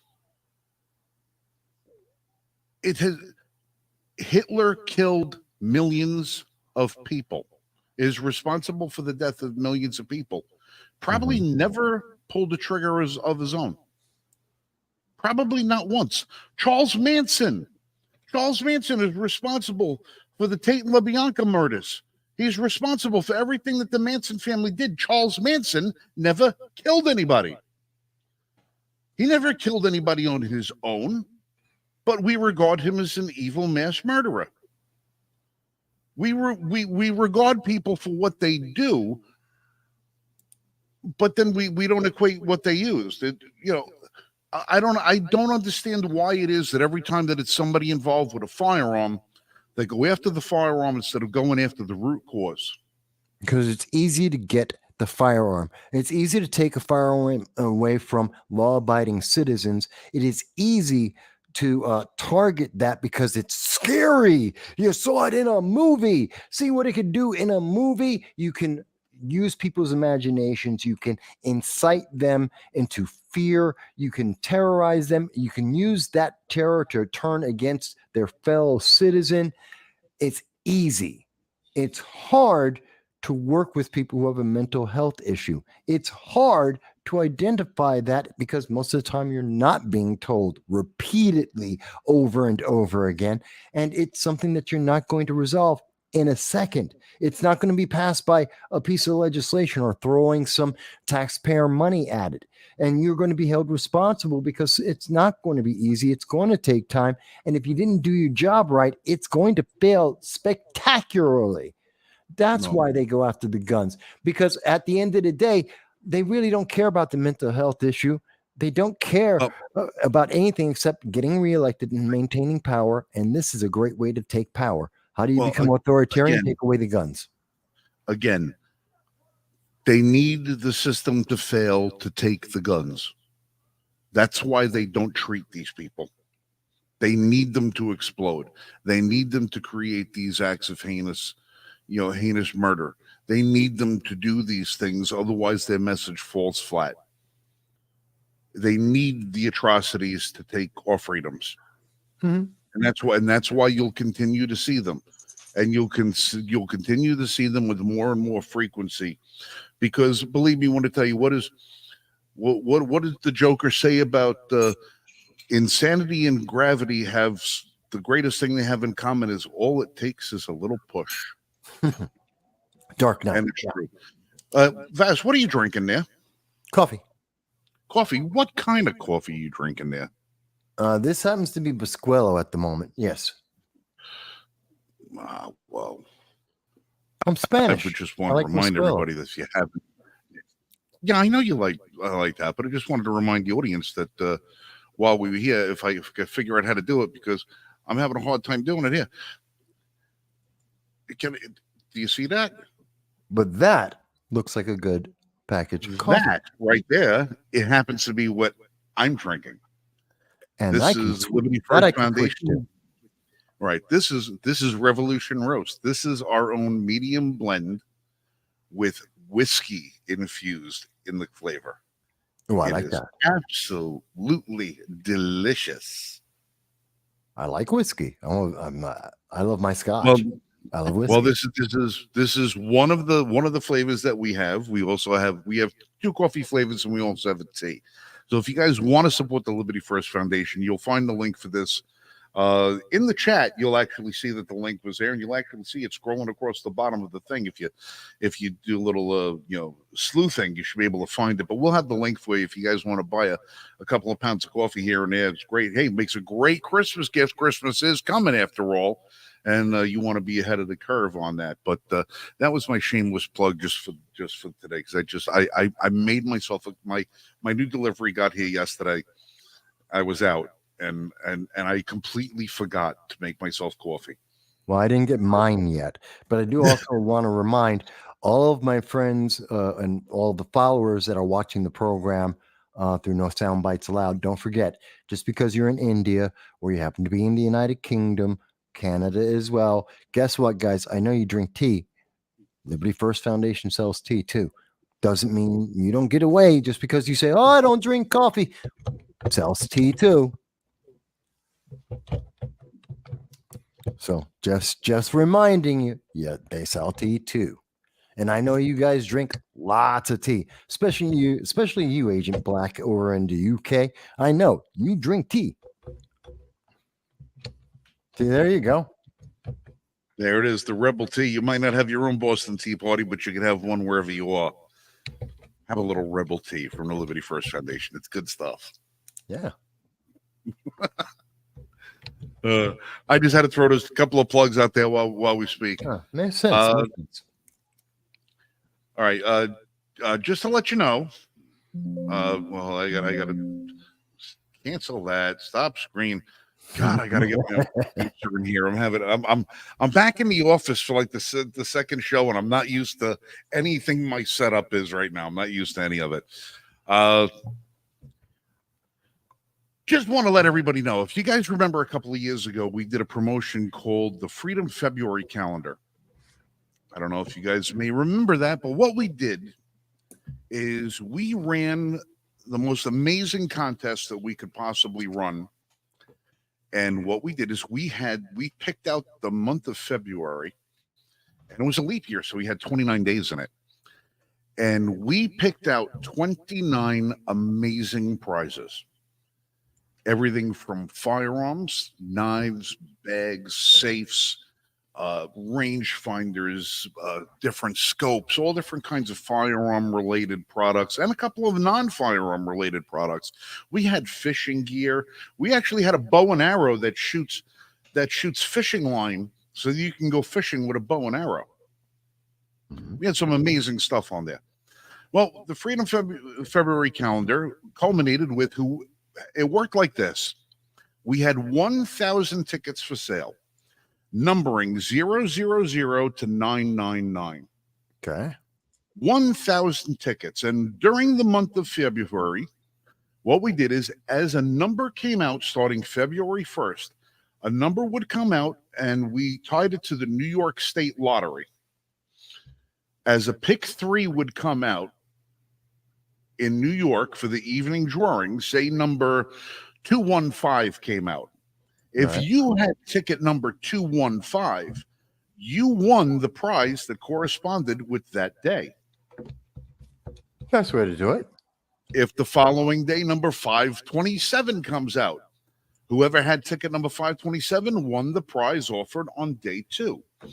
And the way we did it was every Friday was a firearm, every Thursday was a knife, every Saturday was a gift certificate to one of our sponsor retailers, and we had a great time with the whole promotion. It was great. And the 29th, we had commissioned, and we didn't have to follow through with it. We had commissioned a $10,000 rifle to be built by our friends at 5150 Rifles. Mm-hmm. And whoever had the winning ticket on February 29th would have won a $10,000 custom-made rifle, chambered in 350 Legend. It would have been a 50 state legal AR platform. It would have been a fantastic rifle. Optics were being supplied to it, custom laser engraved and Cerakoted from head to toe.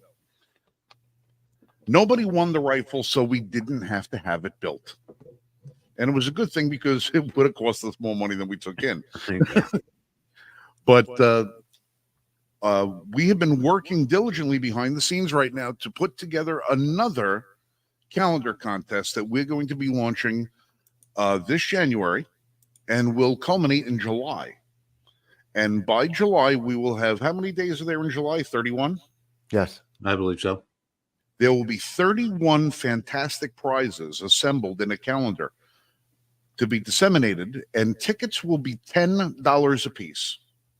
There will be 1,000 tickets available, and if we sell all 1,000 tickets, every single prize on the platform will have to be given Be away. one. Because the odds, you can't, there will be no number that doesn't come up. Well, I should say no number on the calendar will have not be picked. Now, here's the other thing on this contest. Just because you win a prize, your number is still valid. So if you're one of those, actually win multiple prizes through the period. as long as you have your ticket, say your ticket number 777. Say 777 comes out 5 times in that month. You win 5 times. It doesn't matter. Whatever ticket you have, you're holding on for the entirety of the month. Every ticket that gets sold, we get registered with the name and the email and phone number, so we know who to contact as people win. And when they win the prizes, we notify them that they won. We get the prizes shipped out to them. If it's a firearm, it'll get sent to an FFL. You will be responsible for the transfer, fees and taxes associated with that firearm, and you'll also be responsible for having to be eligible to win a firearm if we should happen to give one of those firearms away. If you can't pass a background check, you're not going to get the gun. That's the way it's going to be. We don't play games with that, and there's no substitute. That'll be it. If you can't pass a background check and you win a gun, you're SOL. You shouldn't be playing it if you know you can't pass a background check. So see if you can pass a background check before you buy a ticket. Or if you have a concealed carry license, you know you're pretty good. You're going to be pretty good. Anyway, on the final day of that July, and we've already spoken to it now, and it's going to be in production next week. We will be having a 5150 custom-made patrol rifle. It'll be an AR-15 based rifle. We're not sure what caliber we're going to have it in, but or what it's going to be designed to look like. But it is going to be a one-of-a-kind rifle that somebody is going to win. So the details will be out. Just going to let everybody know. Get ready. Put some money aside for it now because the tickets are going to be $10 a piece. We're going to have the tickets available first week in January. They will cease to be sold the day before July 1st. So the last day of June is when they will cease to be sold. But it'll be got my numbers picked. Where do I send my money? Pete, I'm sorry, but the numbers are going to be assigned randomly. We can't cherry pick numbers and send them out to anybody on account of the fact that the tickets are, if somebody wants the same number, it's just not fair. So what we're going to do is the tickets, like we did the last time, the tickets will be bundled. We'll have the tickets printed. There'll be 2 ends of it, a stub with all the information on it, and the other information with your information on it. And the tickets will be randomly sent to whoever buys them. I'm sorry for the inconvenience. If you want a specific number, you got to buy all 1,000 tickets. That's the way it's going to be. And we'll be happy with that too. But I just wanted to get that out there before it went too late. If you guys are going to keep going, you guys are going to keep going. I am going to sign myself out. No, I am exhausted. We're going to go ahead and start wrapping it up. So yeah, we're going to want to go ahead and start wrapping this up, 8 o'clock. All right. Ladies and gentlemen, thank you once again for joining us this week on the Liberty First Foundation Roundtable. Michael Marshall and Michael Vasquez did a fantastic job in my absence getting us up and running. And we had a pretty good, I was monitoring from afar. I was with you guys, even though I wasn't in studio yet. Join us back here next week. We really appreciate you guys being here. Remember to catch Michael Vasquez on No Soundbites Allowed. Michael, give us the days and times. The best day is always Sunday at 2:30 p.m. Eastern Standard Time, where I go live and take calls and chats and texts from everywhere around the world, talking about, oh God, almost everything that's really going on everywhere. All right. And remember, if you guys can, please, if you're watching us here on YouTube, scroll down over and see if you can't find the range report, and like and subscribe. And we have all our gun reviews over there. We've been working. Now that I'm back at the range, we're diligently putting up new reviews at least 2 a week for the forthcoming future. We've got a whole bunch of stuff that we need to review. And pretty soon I'm going to be reviewing a black powder rifle that we're going to be having shipped in from somewhere in West Virginia. Somebody in the audience knows about that. I also you did a great job with the safes. With the digital safes, you just did gun safes. Oh, did you like Really that? good. I like that review. You had a lot of interesting insights, and it was pretty funny when you closed the one standing gun safe and the other one opened up because it was supposed to be locked. Somebody asked if I had rigged that like that, and it wasn't rigged. Every one of those safes was locked shut and tight. And all it took was the vibration of the one safe next to it shutting for that other safe to pop itself open. That's all it took. And needless to say, that safe will not be the safe that gets given away. Yeah. That safe, the one that popped itself open, is probably going to be used in an experiment as to how much tannerite can fill a safe. And what happens when you shoot it? That'll be what happens with that one. But no, that was if you didn't catch the video, if you're looking at the biometric gun safes, that's with the keypads, fingerprint, RFID, different things like that. We did a video this past week. We got an assortment of safes that we bought. We brought them all in and we checked them all out, and we wanted to show you the benefits and drawbacks of them and some of the things that. Surprisingly, what works and surprisingly is frighteningly bad. Yeah. So if you go to the channel, it's really, listen, we don't mention any brand names. You have to research what's best for you and what you need for your life. We just wanted to give you a basic synopsis. Most of these safes are coming from the same location anyway, same technology, all manufactured by the same group. It's just you order them to look a little different. So the technology isn't that much different than any of them. And along with that is reliability. Find the one that you like, see what it, but before you buy a safe, before you put your faith and confidence and safety into one of those for you and your family, watch the video and you guys can make a determination for yourself. Like I said, we want everybody to be safe. We want everybody to make sure that you have the right tools and components at your disposal, because we care about all of you. And we want you to be back here with us as often as possible. And you can't do that if you're no longer here. So, like I said, we care, and we wouldn't have gone through the extent and expense of putting that video together if we really didn't think it was important information for you guys, the consumer, to have. So, again, find us at the Range Report, L1F. If you see this goofy face on the promo, you know that's our channel. That's our logo, the same one that's right up here in the channel. That's right up there in Vass's window. That's our logo. That'll be our logo for the YouTube channel. Find us there, like, subscribe, and share the channel, because we could definitely use the support. Up until then, I'm Frank. I identify as a toaster. Catch you guys next week. You guys be safe and shoot straight. I'll let these guys say goodnight as I go to let my dogs out. So love you guys. Be safe, shoot straight. All right. And remember, everybody, we are here every Friday night, 9 p.m. Eastern Time. You can find us on Facebook and YouTube with our live streams. We will see you next week. Thank you, everybody. Bye-bye.